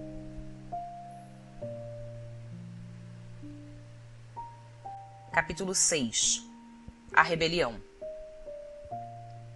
Cerca de 30 pessoas ligaram-se ao barbeiro, redigiram e levaram uma representação à Câmara. A Câmara recusou aceitá-la, declarando que a Casa Verde era uma instituição pública e que a ciência não podia ser emendada por votação administrativa, menos ainda por movimentos de rua. Voltai ao trabalho, concluiu o presidente. É o conselho que vos damos. A irritação dos agitadores foi enorme. O barbeiro declarou que iam dali levantar a bandeira da rebelião e destruir a Casa Verde, que Itaguaí não podia continuar a servir de cadáveres aos estudos e experiências de um déspota, que muitas pessoas estimáveis e algumas distintas, outras humildes mas dignas de apreço, jaziam nos cubículos da Casa Verde, que o despotismo científico do alienista complicava-se do espírito de ganância, visto que os loucos, ou supostos tais, não eram tratados de graça. As famílias, e em falta delas, a Câmara, pagavam ao alienista. É falso! Interrompeu o presidente. Falso? Há cerca de 2 semanas recebemos um ofício do ilustre médico em que nos declara que, tratando de fazer experiências de alto valor psicológico, desiste do estipêndio votado pela Câmara, bem como nada receberá das famílias dos enfermos. A notícia deste ato tão nobre, tão puro, suspendeu um pouco a alma dos rebeldes. Seguramente o alienista podia estar em erro, mas nenhum interesse alheio à ciência o instigava. E para demonstrar o erro, era preciso alguma coisa a mais do que arruaças e clamores. Isto disse o presidente, com aplauso de toda a Câmara. O barbeiro, depois de alguns instantes de concentração, declarou que estava investido de um mandato público e não restituiria a paz a Itaguaí antes de ver por terra a Casa Verde, essa Bastilha da razão humana, expressão que ouvira um poeta local e que ele repetiu com muita ênfase. Disse, e a um sinal todos saíram com ele. Imagine-se a situação dos vereadores. Urgia obstar ao ajuntamento, à rebelião, à luta, ao sangue. Para acrescentar ao mal, um dos vereadores que apoiara o presidente, ouvindo agora a denominação dada pelo barbeiro à Casa Verde, Bastilha da razão humana, achou-a tão elegante que mudou de parecer. Disse que entendia de bom aviso decretar alguma medida que reduzisse a Casa Verde. E porque o presidente, indignado, manifestasse em termos enérgicos o seu pasmo, o vereador fez esta reflexão. Nada tenho que ver com a ciência, mas se tantos homens em que supomos juízo são reclusos por dementes, quem nos afirma que o alienado não é o alienista? Sebastião Freitas, o vereador dissidente, tinha o dom da palavra e falou ainda por algum tempo, com prudência, mas com firmeza. Os colegas estavam atônitos. O presidente pediu-lhe que ao menos desse o exemplo da ordem e do respeito à lei, não aventasse as suas ideias na rua, para não dar corpo e alma à rebelião, que era por ora um turbilhão de átomos dispersos. Esta figura corrigiu um pouco o efeito da outra. Sebastião Freitas prometeu suspender qualquer ação, reservando-se o direito de pedir pelos meios legais a redução da Casa Verde. E repetia consigo, namorado, Bastilha da razão humana. Entretanto, a arruaça crescia. Já não eram 30, mas 300 pessoas que acompanhavam o barbeiro, cuja alcunha familiar deve ser mencionada, porque ela deu o nome à revolta. Chamavam-lhe o Canjica, e o movimento ficou célebre com o nome de Revolta dos Canjicas. A ação podia ser restrita, visto que muita gente, ou por medo ou por hábitos de educação, não descia à rua, mas o sentimento era unânime, ou quase unânime, e os 300 que caminhavam para a Casa Verde, dada a diferença de Paris a Itaguaí, podiam ser comparados aos que tomaram a Bastilha. Dona Evarista teve notícia da rebelião antes que ela chegasse. Veio dar-lhe uma de suas crias. Ela provava nessa ocasião um vestido de seda, um dos 37 que trouxera do Rio de Janeiro, e não quis crer. Há de ser alguma patuscada, dizia ela, mudando a posição de um alfinete. Benedita, vê se a barra está boa. Está, sinhá, respondia a mucama de cócoras no chão. Está boa. Sinhá, vira um bocadinho. Assim, está muito boa. Não é patuscada não, senhora. Eles estão gritando, morra o Dr. Bacamarte, o tirano, dizia o moleque assustado. Cala a boca, tolo.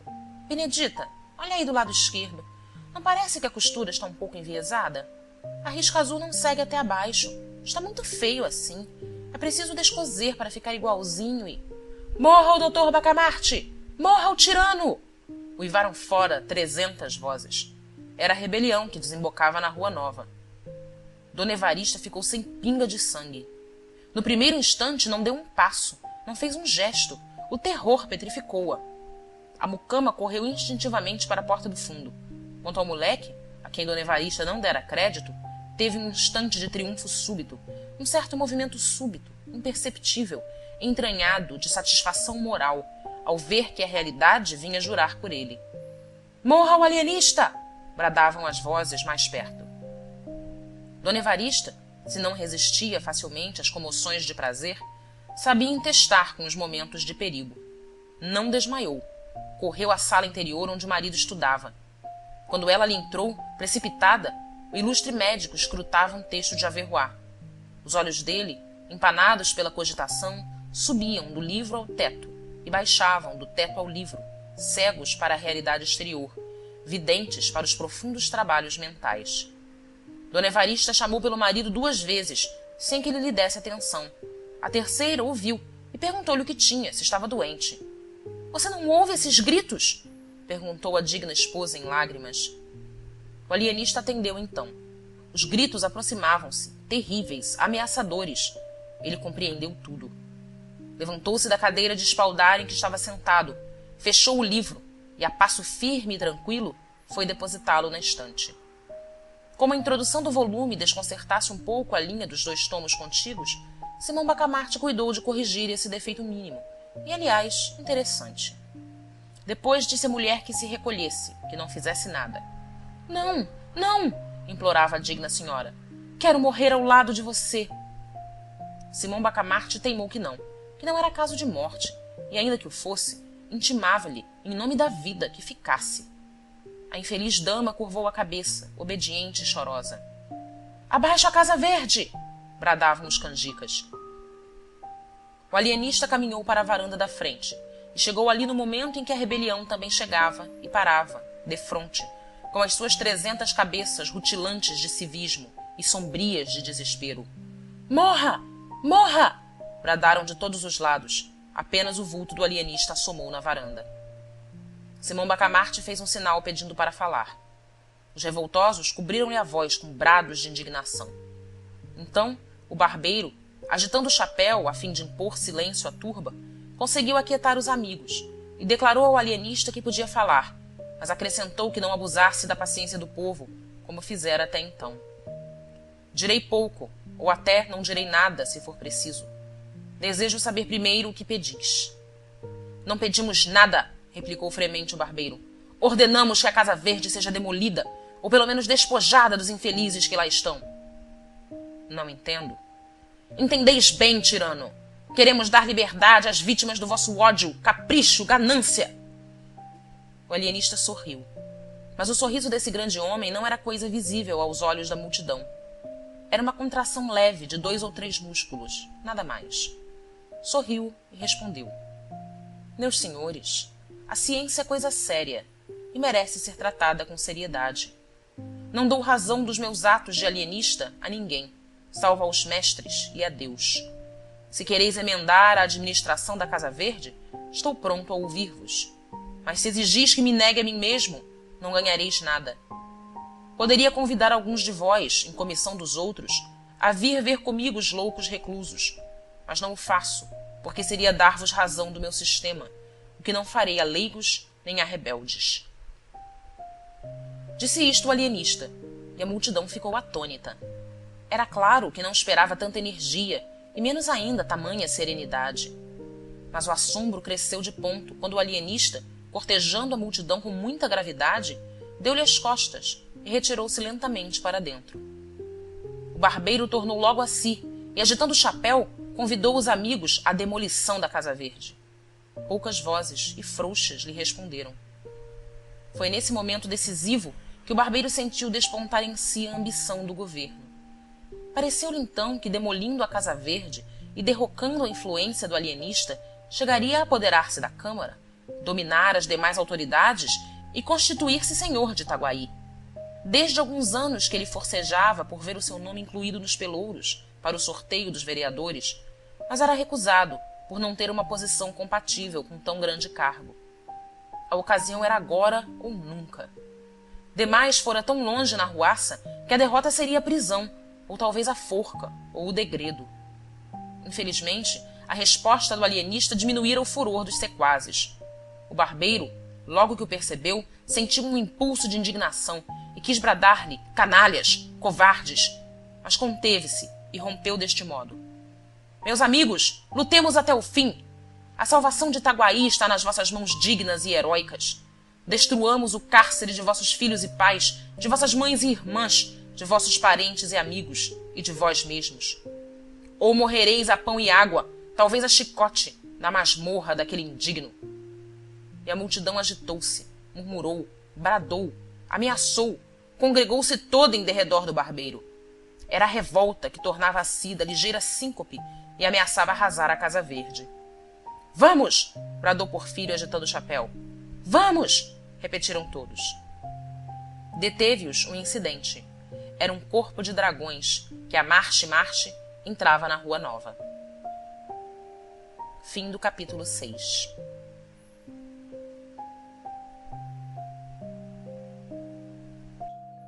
Capítulo 7. O inesperado. Chegados os dragões em frente aos canjicas, houve um instante de estupefação. Os canjicas não queriam crer que a força pública fosse mandada contra eles, mas o barbeiro compreendeu tudo e esperou. Os dragões pararam. O capitão intimou à multidão que se dispersasse, mas, conquanto uma parte dela estivesse inclinada a isso, a outra parte apoiou fortemente o barbeiro, cuja resposta consistiu nestes termos já levantados: "Não nos dispersaremos. Se quereis os nossos cadáveres, podeis tomá-los, mas só os cadáveres. Não levareis a nossa honra, o nosso crédito, os nossos direitos, e com eles a salvação de Itaguaí." Nada mais imprudente do que essa resposta do barbeiro, e nada mais natural. Era a vertigem das grandes crises. Talvez fosse também um excesso de confiança na abstenção das armas por parte dos dragões.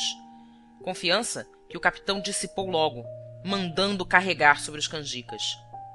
O momento foi indescritível. A multidão urrou, furiosa.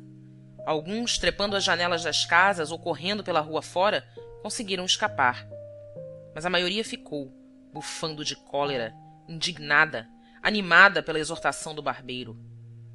A derrota dos canjicas estava iminente, quando 1/3 dos dragões, qualquer que fosse o motivo, as crônicas não o declaram, passou subitamente para o lado da rebelião. Este inesperado reforço deu alma aos canjicas, ao mesmo tempo que lançou o desânimo às fileiras da legalidade. Os soldados fiéis não tiveram coragem de atacar os seus próprios camaradas, e um a um foram passando para eles, de modo que ao cabo de alguns minutos o aspecto das coisas era totalmente outro. O capitão estava de um lado, com alguma gente, contra uma massa compacta que o ameaçava de morte. Não teve remédio, declarou-se vencido e entregou a espada ao barbeiro. A revolução triunfante não perdeu um só minuto, recolheu os feridos às casas próximas e guiou para a câmara. Povo e tropa fraternizavam, davam vivas a el-rei, ao vice-rei, a Itaguaí, ao ilustre Porfírio. Este ia na frente, empunhando tão destramente a espada como se ela fosse apenas uma navalha um pouco mais comprida. A vitória cingia-lhe a fronte de um nimbo misterioso. A dignidade de governo começava a eurijar-lhe os quadris. Os vereadores, às janelas, vendo a multidão e a tropa, cuidaram que a tropa capturara a multidão e, sem mais exame, entraram e votaram uma petição ao vice-rei para que mandasse dar 1 mês de soldo aos dragões, cujo denodo salvou Itaguaí do abismo a que o tinha lançado uma cáfila de rebeldes. Esta frase foi proposta por Sebastião Freitas, o vereador dissidente, cuja defesa dos canjicas tanto escandalizara os colegas. Mas bem depressa a ilusão se desfez. Os vivas ao barbeiro, os morras aos vereadores e ao alienista vieram dar-lhes notícia da triste realidade. O presidente não desanimou. "Qualquer que seja a nossa sorte", disse ele, "lembremo-nos de que estamos ao serviço de Sua Majestade e do povo." Sebastião insinuou que melhor se poderia servir a coroa e a vila saindo pelos fundos e indo conferenciar com o juiz de fora, mas toda a Câmara rejeitou esse alvitre. Daí a nada, o barbeiro, acompanhado de alguns de seus tenentes, entrava na sala da vereança e intimava à Câmara a sua queda. A Câmara não resistiu, entregou-se e foi dali para a cadeia. Então, os amigos do barbeiro propuseram-lhe que assumisse o governo da vila, em nome de Sua Majestade. Porfírio aceitou o encargo, embora não desconhecesse, acrescentou, os espinhos que trazia.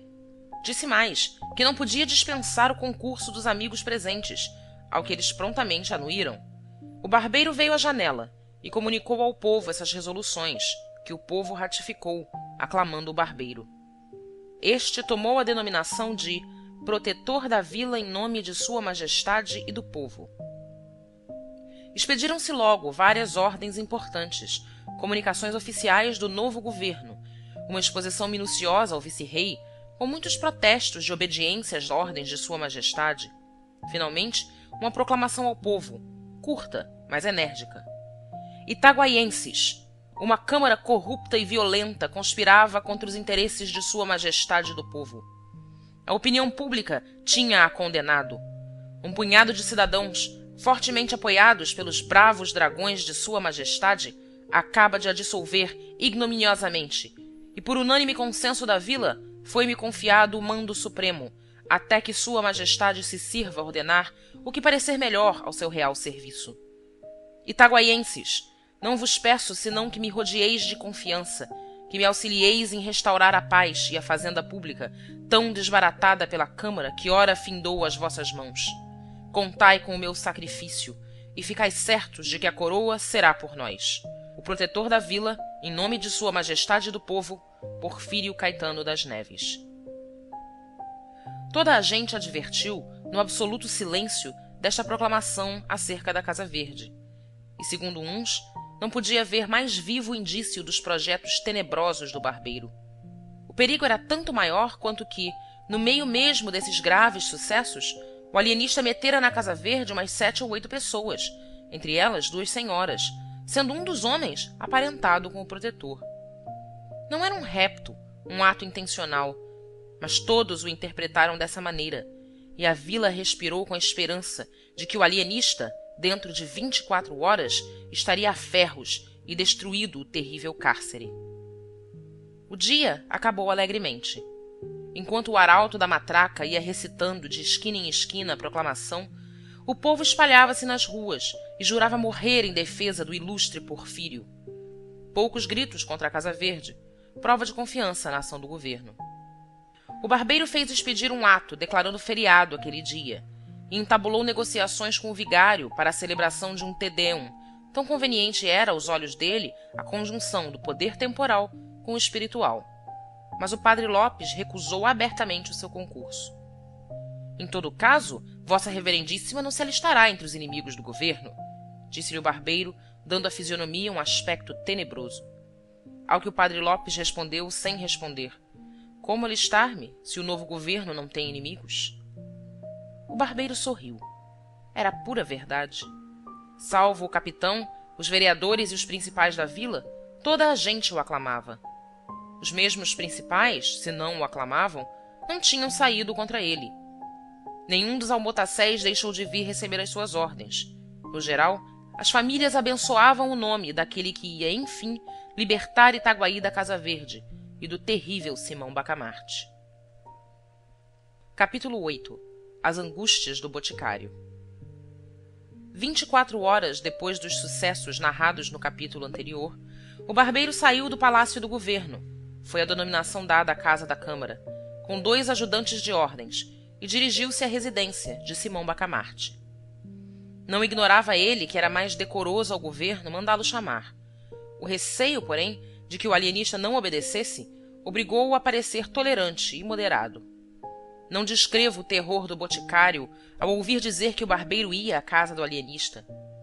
Vai prendê-lo, pensou ele, e redobraram-lhe as angústias. Com efeito, a tortura moral do boticário naqueles dias de revolução excede a toda descrição possível. Nunca um homem se achou em mais apertado lance. A privança do alienista chamava-o ao lado deste. A vitória do barbeiro atraía-o ao barbeiro. Já a simples notícia da sublevação tinha-lhe sacudido fortemente a alma, porque ele sabia a unanimidade do ódio ao alienista. Mas a vitória final foi também o golpe final. A esposa, senhora Máscula, amiga particular de Dona Evarista, dizia que o lugar dele era ao lado de Simão Bacamarte, ao passo que o coração lhe bradava que não, que a causa do alienista estava perdida, e que ninguém, por ato próprio, se amarra a um cadáver. Fê-lo Catão, é verdade, sed victa Catoni, pensava ele, relembrando algumas palestras habituais do padre Lopes. Mas Catão não se atou a uma causa vencida. Ele era a própria causa vencida, a causa da República. O seu ato, portanto, foi de egoísta, de um miserável egoísta. Minha situação é outra. Insistindo, porém, a mulher, não achou Crispim Soares outra saída em tal crise, senão adoecer. Declarou-se doente e meteu-se na cama. Lá vai o Porfírio à casa do Dr. Bacamarte, disse-lhe a mulher no dia seguinte, à cabeceira da cama.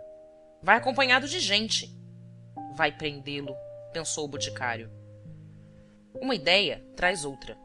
O boticário imaginou que, uma vez preso o alienista, viriam também buscá-lo, a ele, na qualidade de cúmplice.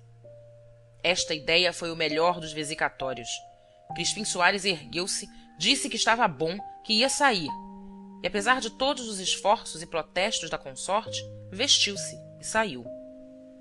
Os velhos cronistas são unânimes em dizer que a certeza de que o marido ia colocar-se nobremente ao lado do alienista consolou grandemente a esposa do boticário, e notam com muita perspicácia o imenso poder moral de uma ilusão, porquanto o boticário caminhou resolutamente ao palácio do governo, não à casa do alienista. Ali chegando, mostrou-se admirado de não ver o barbeiro, a quem ia apresentar os seus protestos de adesão, não o tendo feito desde a véspera por enfermo, e tossia com algum custo. Os altos funcionários que lhe ouviam esta declaração, sabedores da intimidade do boticário com o alienista, compreenderam toda a importância da adesão nova e trataram a Crispim Soares com apurado carinho. Afirmaram-lhe que o barbeiro não tardava. Sua senhoria tinha ido à Casa Verde, a negócio importante, mas não tardava. Deram-lhe cadeira, refrescos, elogios. Disseram-lhe que a causa do ilustre Porfírio era a de todos os patriotas, ao que o boticário ia repetindo que sim, que nunca pensara outra coisa, que isso mesmo mandaria declarar a sua majestade. Fim do capítulo 8. Capítulos 9 e 10. Capítulo 9. 2 lindos casos. Não se demorou o alienista em receber o barbeiro. Declarou-lhe que não tinha meios de resistir e, portanto, estava prestes a obedecer. Só uma coisa pedia, é que o não constrangesse a assistir pessoalmente à destruição da Casa Verde. «Engana-se, Vossa Senhoria?» disse o barbeiro, depois de alguma pausa. «Engana-se em atribuir ao governo intenções vandálicas? Com razão, ou sem ela, a opinião crê que a maior parte dos doidos ali metidos estão em seu perfeito juízo. Mas o governo reconhece que a questão é puramente científica e não cogita em resolver com posturas as questões científicas. Demais, a Casa Verde é uma instituição pública. Tal a aceitamos das mãos da Câmara dissolvida. Há, entretanto, por força que há de haver um alvitre intermédio que restitua o sossego ao espírito público. O alienista mal podia dissimular o assombro. Confessou que esperava outra coisa, o arrasamento do hospício, a prisão dele, o desterro, tudo menos... «O pasmo de Vossa Senhoria?» atalhou gravemente o barbeiro. «Vem de não atender à grave responsabilidade do governo. O povo, tomado de uma cega piedade que lhe dá, em tal caso, legítima indignação, pode exigir do governo certa ordem de atos, mas este, com a responsabilidade que lhe incumbe, não os deve praticar, ao menos integralmente, e tal é a nossa situação. A generosa revolução que ontem derrubou uma Câmara vilipendiada e corrupta pediu em altos brados o arrasamento da Casa Verde. Mas pode entrar no ânimo do governo eliminar a loucura? Não. E se o governo não a pode eliminar, está ao menos apto para discriminá-la e reconhecê-la? Também não. É matéria de ciência. Logo, em assunto tão melindroso, o governo não pode, não deve, não quer dispensar o concurso de Vossa Senhoria. O que lhe pede é que, de certa maneira, demos alguma satisfação ao povo. Unamo-nos, e o povo saberá obedecer. Um dos alvitres aceitáveis, se Vossa Senhoria não indicar outro, seria fazer retirar da Casa Verde aqueles enfermos que estiverem quase curados, e bem assim os maníacos de pouca monta, etc. Desse modo, sem grande perigo, mostraremos alguma tolerância e benignidade.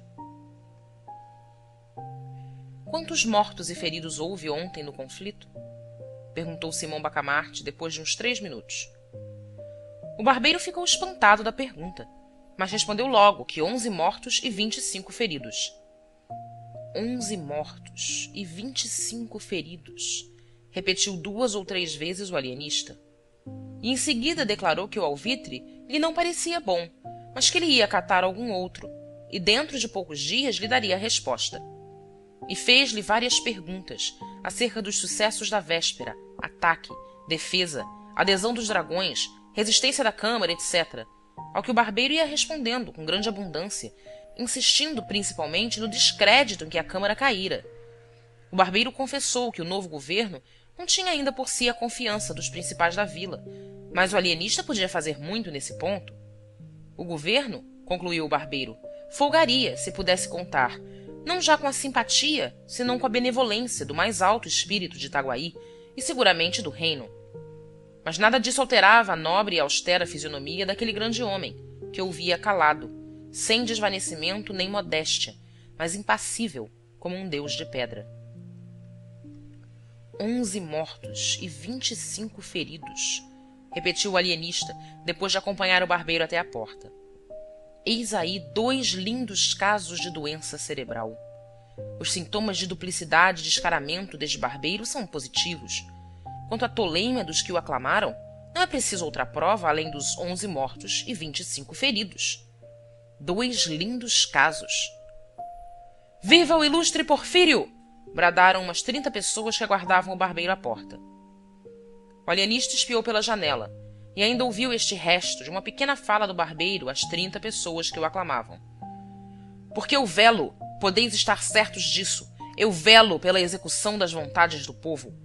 Confiai em mim, e tudo se fará pela melhor maneira. Só vos recomendo ordem, e ordem, meus amigos, é a base do governo. Viva o ilustre Porfírio! Bradaram as 30 vozes, agitando os chapéus. 2 lindos casos, murmurou o alienista. Capítulo 10. A restauração. Dentro de 5 dias, o alienista meteu na Casa Verde cerca de 50 aclamadores do novo governo. O povo indignou-se. O governo, atarantado, não sabia reagir. João Pina, outro barbeiro, dizia abertamente nas ruas que o Porfírio estava vendido ao ouro de Simão Bacamarte, frase que congregou em torno de João Pina a gente mais resoluta da vila. Porfírio, vendo o antigo rival da navalha à testa da insurreição, compreendeu que a sua perda era irremediável, se não desse um grande golpe. Expediu 2 decretos, um abolindo a Casa Verde, outro desterrando o alienista. João Pina mostrou claramente, com grandes frases, que o ato de Porfírio era um simples aparato, um engodo em que o povo não devia crer. 2 horas depois, caía Porfírio, ignominiosamente, e João Pina assumia a difícil tarefa do governo. Como achasse nas gavetas as minutas da proclamação, da exposição ao vice-rei e de outros atos inaugurais do governo anterior, deu-se pressa em os fazer copiar e expedir, acrescentam os cronistas. E, aliás, subentende-se que ele lhes mudou os nomes, e onde o outro barbeiro falara de uma câmara corrupta, falou este de um intruso eivado das más doutrinas francesas e contrário aos sacrossantos interesses de sua majestade, etc. Nisto, entrou na vila uma força mandada pelo vice-rei e restabeleceu a ordem. O alienista exigiu desde logo a entrega do barbeiro Porfírio, e bem assim a de uns 50 e tantos indivíduos, que declarou mentecaptos. E não só lhe deram esses, como afiançaram entregar-lhe mais 19 sequazes do barbeiro, que convalesciam das feridas apanhadas na primeira rebelião. Este ponto da crise de Itaguaí marca também o grau máximo da influência de Simão Bacamarte. Tudo quanto quis, deu-se-lhe. E uma das mais vivas provas do poder do ilustre médico, achamo-la na prontidão com que os vereadores, restituídos a seus lugares, consentiram em que Sebastião Freitas também fosse recolhido ao hospício. O alienista, sabendo da extraordinária inconsistência das opiniões desse vereador, entendeu que era um caso patológico e pediu-o. A mesma coisa aconteceu ao boticário. O alienista, desde que lhe falaram da momentânea adesão de Crispim Soares à rebelião dos canjicas, comparou-o à aprovação que sempre recebera dele, ainda na véspera, e mandou capturá-lo. Crispim Soares não negou o fato, mas explicou-o dizendo que cedera a um momento de terror ao ver a rebelião triunfante, e deu como prova a ausência de nenhum outro ato seu, acrescentando que voltara logo à cama, doente. Simão Bacamarte não o contrariou. Disse, porém, aos circunstantes que o terror também é pai da loucura e que o caso de Crispim Soares lhe parecia dos mais caracterizados. Mas a prova mais evidente da influência de Simão Bacamarte foi a docilidade com que a Câmara lhe entregou o próprio presidente. Este digno magistrado tinha declarado, em plena sessão, que não se contentava, para lavá-la da afronta dos canjicas, com menos de 30 almudes de sangue, palavra que chegou aos ouvidos do alienista por boca do secretário da Câmara, entusiasmado de tamanha energia.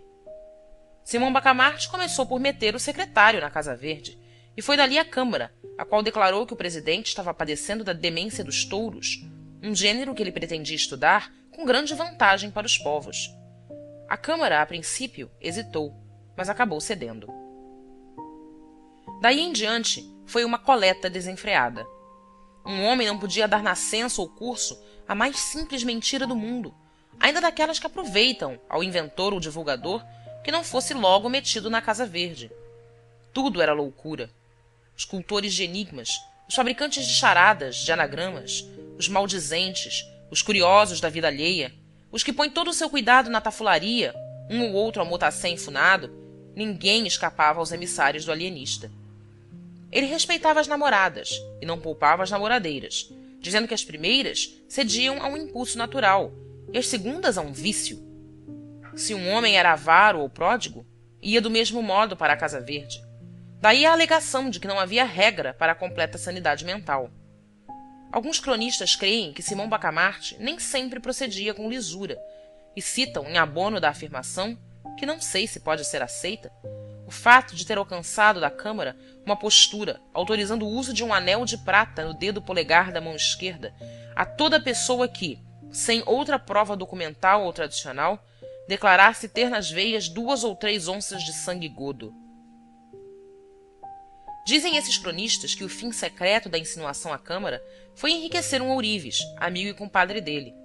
Mas, conquanto seja certo que o ourives viu prosperar o negócio depois da nova ordenação municipal, não é menos que essa postura deu à Casa Verde uma multidão de inquilinos, pelo que não se pode definir, sem temeridade, o verdadeiro fim do ilustre médico.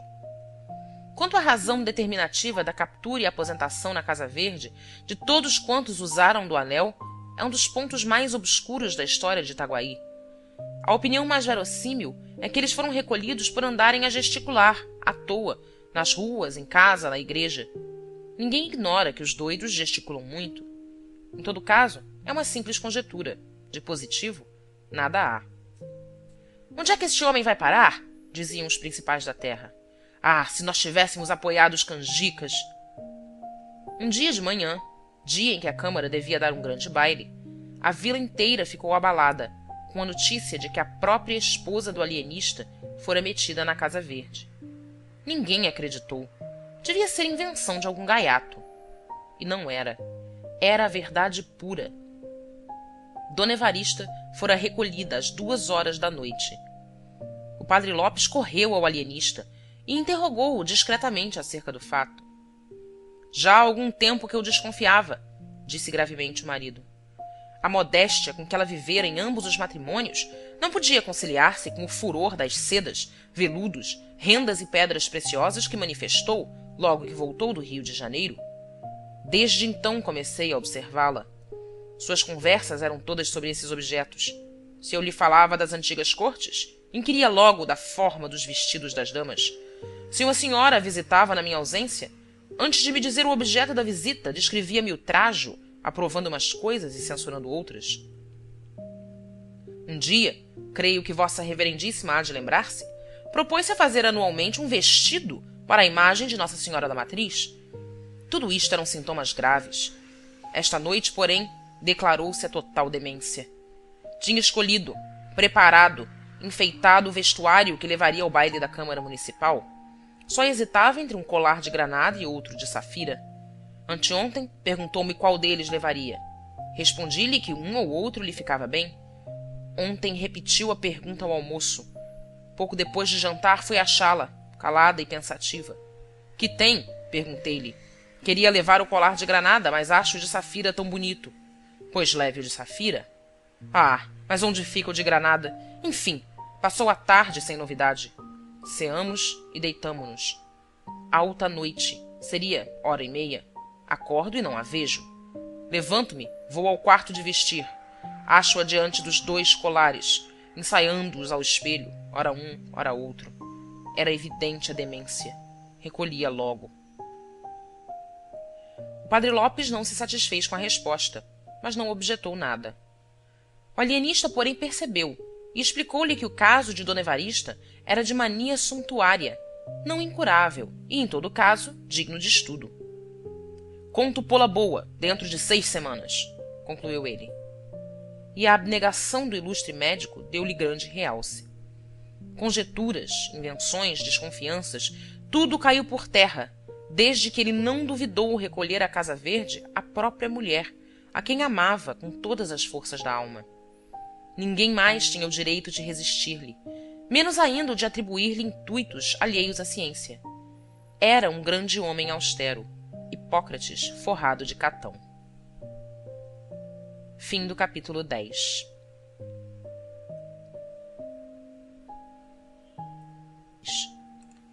Capítulo 11. O assombro de Itaguaí. E agora, prepare-se o leitor para o mesmo assombro em que ficou a vila, ao saber um dia que os loucos da Casa Verde iam todos ser postos na rua. Todos? Todos. É impossível. Alguns sim, mas todos? Todos. Assim o disse ele no ofício que mandou hoje de manhã à Câmara. De fato, o alienista oficiara à Câmara, expondo: primeiro, que verificara das estatísticas da vila e da Casa Verde que 4/5 da população estavam aposentados naquele estabelecimento. Segundo, que esta deslocação de população levara-o a examinar os fundamentos da sua teoria das moléstias cerebrais, teoria que excluía do domínio da razão todos os casos em que o equilíbrio das faculdades não fosse perfeito e absoluto.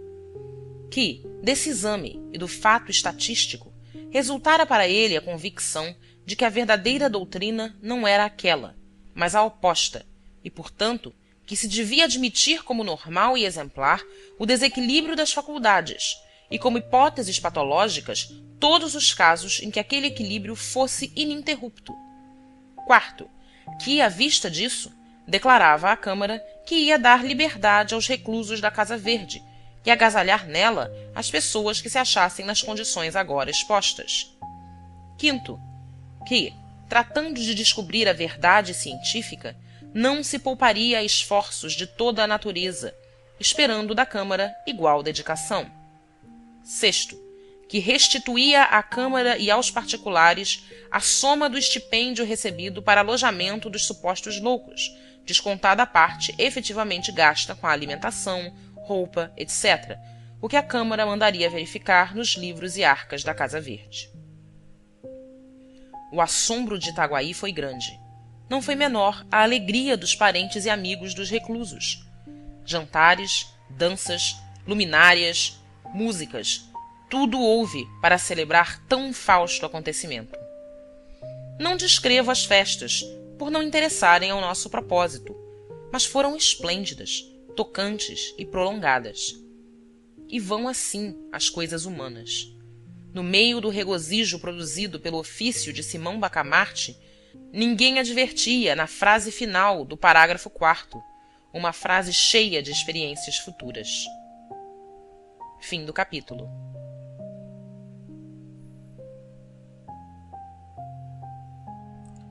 Capítulo 12. O final do parágrafo 4º.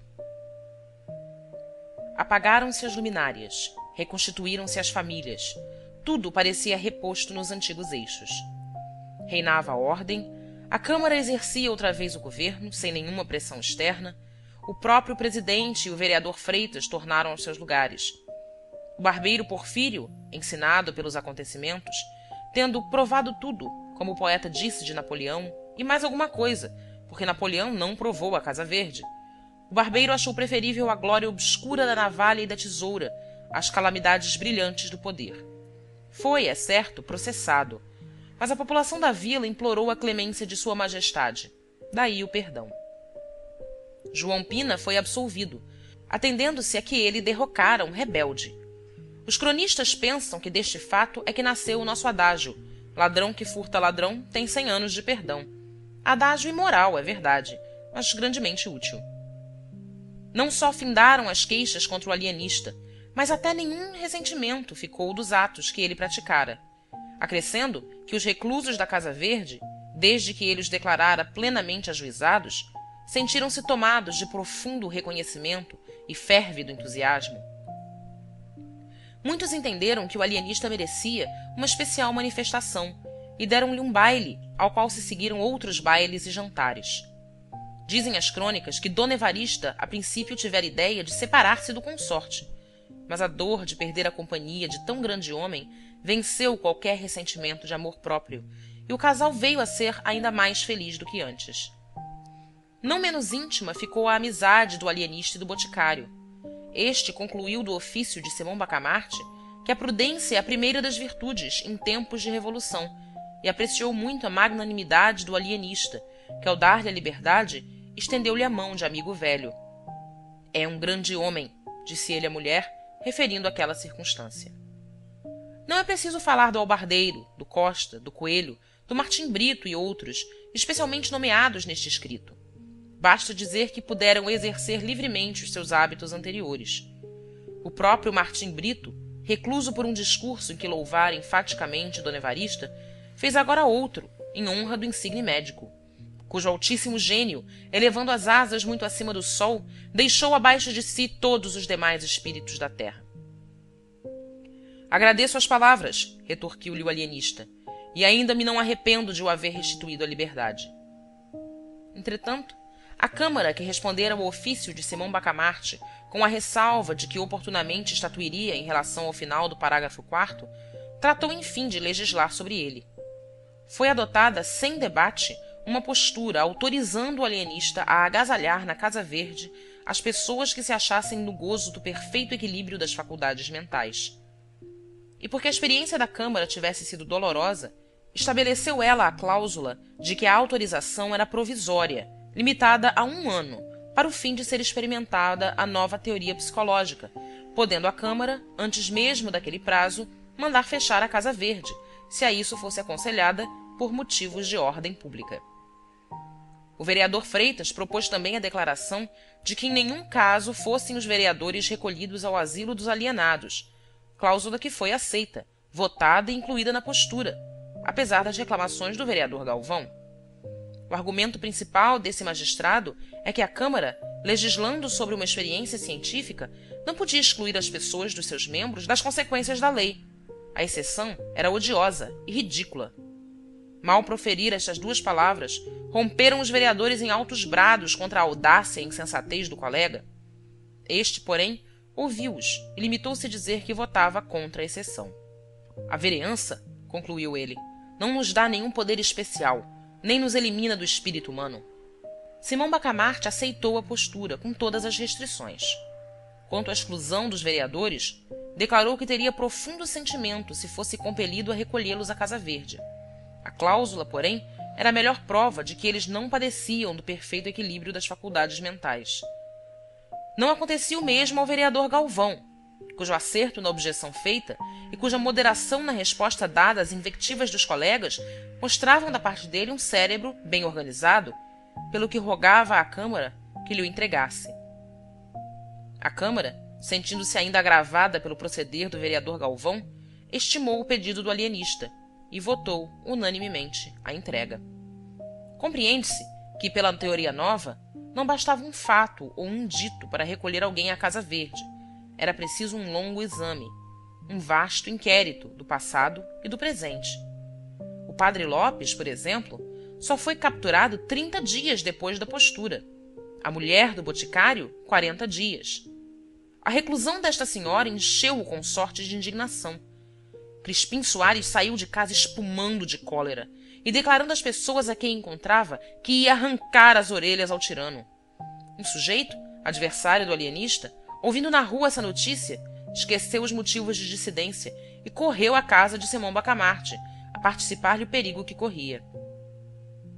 Simão Bacamarte mostrou-se grato ao procedimento do adversário, e poucos minutos lhe bastaram para conhecer a retidão dos seus sentimentos, a boa-fé, o respeito humano, a generosidade.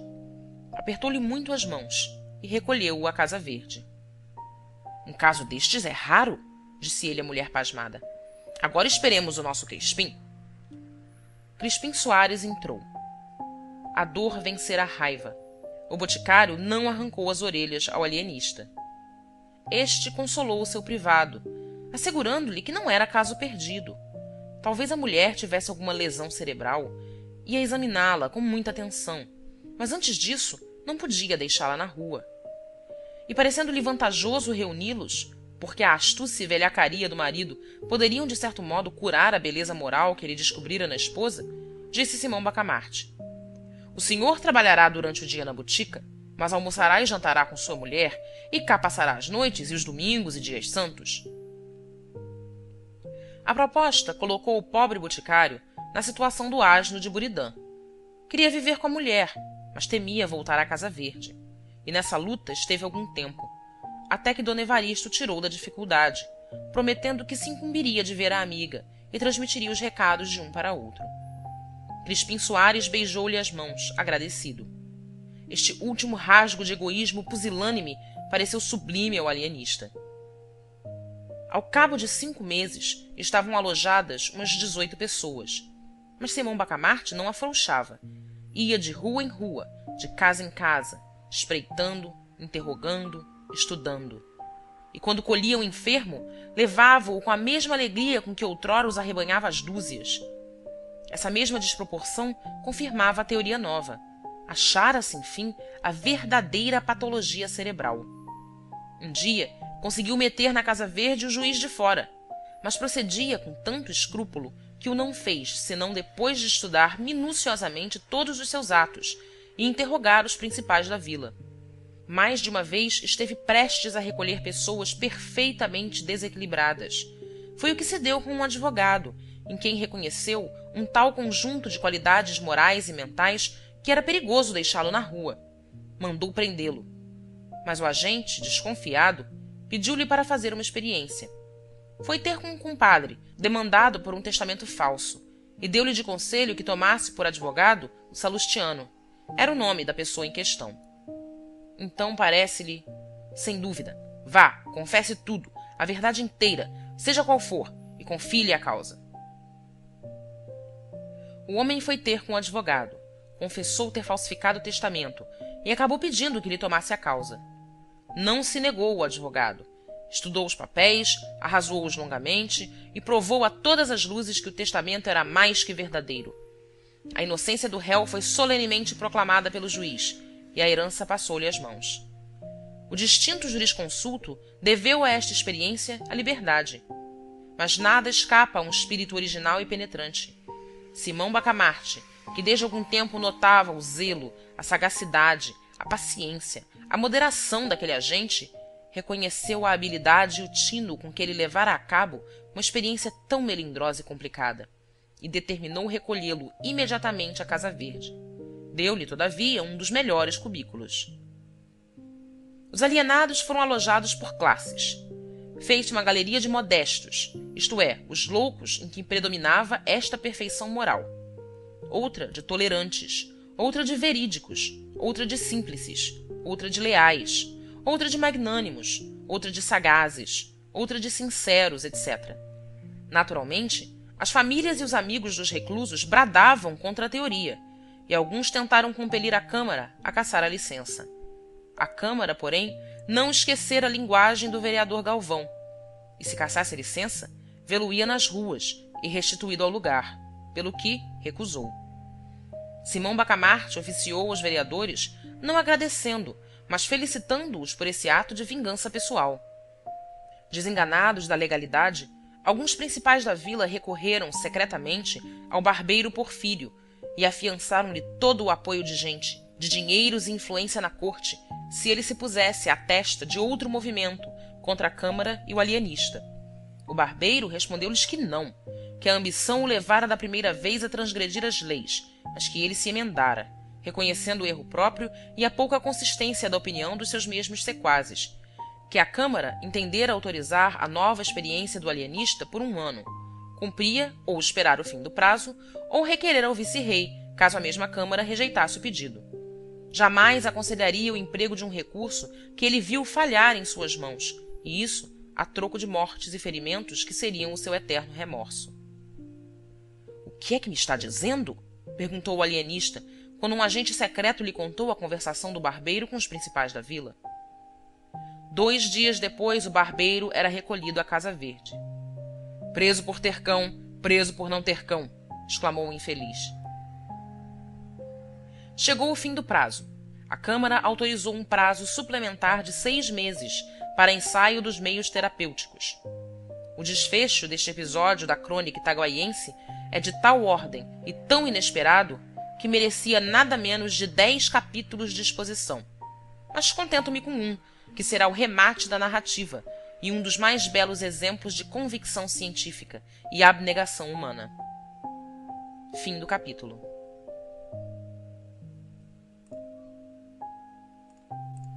Capítulo 13. Plus Ultra. Era a vez da terapêutica. Simão Bacamarte, ativo e sagaz em descobrir enfermos, excedeu-se ainda na diligência e penetração com que principiou a tratá-los. Neste ponto, todos os cronistas estão de pleno acordo. O ilustre alienista fez curas pasmosas que excitaram a mais viva admiração em Itaguaí. Com efeito, era difícil imaginar mais racional sistema terapêutico. Estando os loucos divididos por classes, segundo a perfeição moral que em cada um deles excedia as outras, Simão Bacamarte cuidou em atacar de frente a qualidade predominante. Suponhamos um modesto. Ele aplicava a medicação que pudesse incutir-lhe o sentimento oposto, e não ia logo às doses máximas, graduava-as conforme o estado, a idade, o temperamento, a posição social do enfermo. Às vezes bastava uma casaca, uma fita, uma cabeleira, uma bengala para restituir a razão ao alienado. Em outros casos, a moléstia era mais rebelde. Recorria então aos anéis de brilhantes, às distinções honoríficas, etc.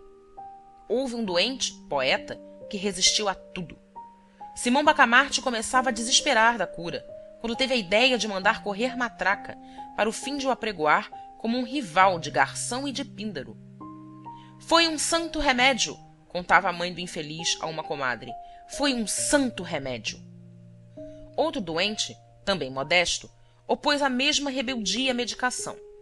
Mas, não sendo escritor, mal sabia assinar o nome, não se lhe podia aplicar o remédio da matraca. Simão Bacamarte lembrou-se de pedir para ele o lugar de secretário da Academia dos Encobertos, estabelecida em Itaguaí.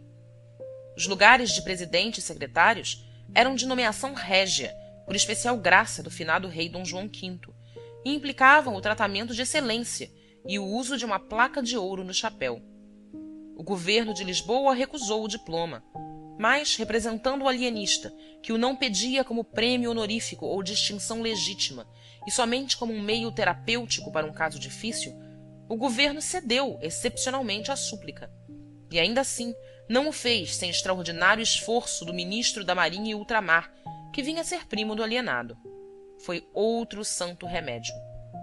Realmente é admirável, dizia-se nas ruas, ao ver a expressão sadia e enfunada dos dois ex-dementes. Tal era o sistema. Imagina-se o resto.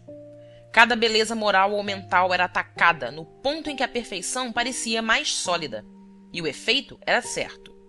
Nem sempre era certo. Casos houve em que a qualidade predominante resistia a tudo.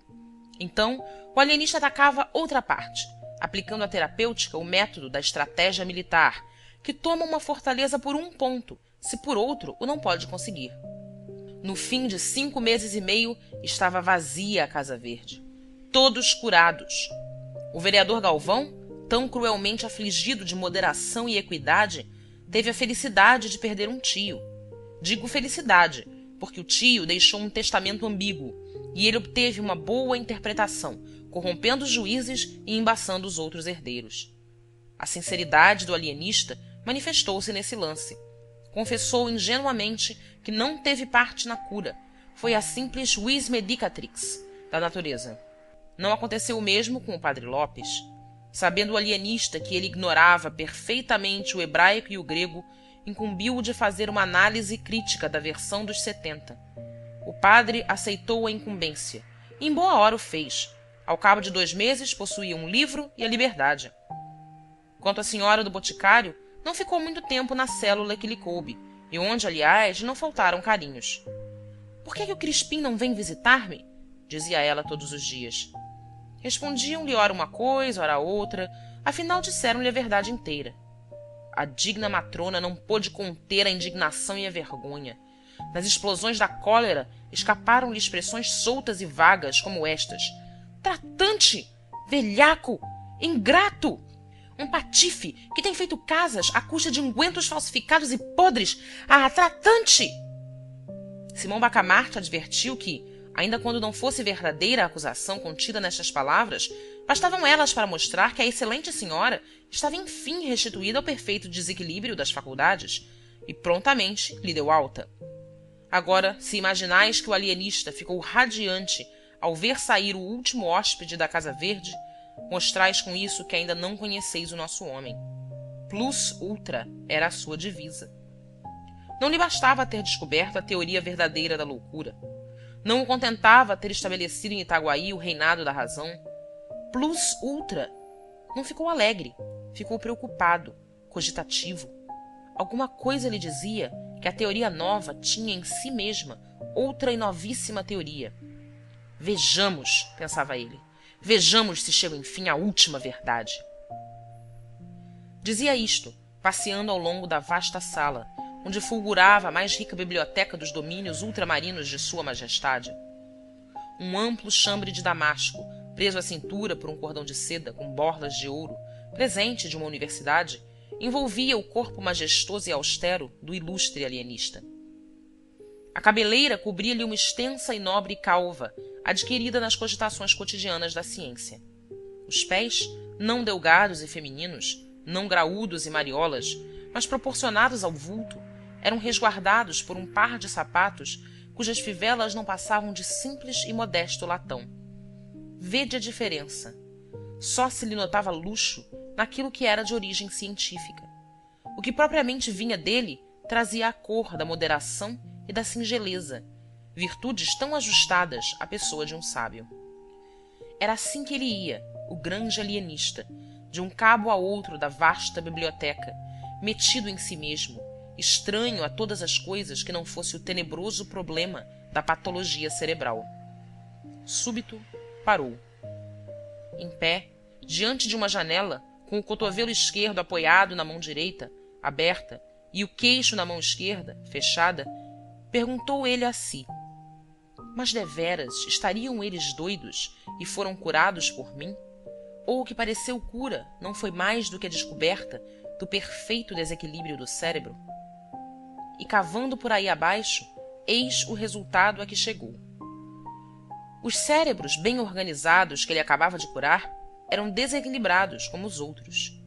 Sim, dizia ele consigo, eu não posso ter a pretensão de haver-lhes incutido um sentimento ou uma faculdade nova. Uma e outra coisa existiam no estado latente, mas existiam. Chegado a esta conclusão, o ilustre alienista teve duas sensações contrárias, uma de gozo, outra de abatimento. A de gozo foi por ver que, ao cabo de longas e pacientes investigações, constantes trabalhos, luta ingente com o povo, podia afirmar esta verdade: não havia loucos em Itaguaí. Itaguaí não possuía um só mentecapto. Mas tão depressa essa ideia lhe refrescara a alma, outra apareceu, que neutralizou o primeiro efeito. Foi a ideia da dúvida. Pois que Itaguaí não possuiria um único cérebro consertado? Esta conclusão, tão absoluta, não seria por isso mesmo errônea?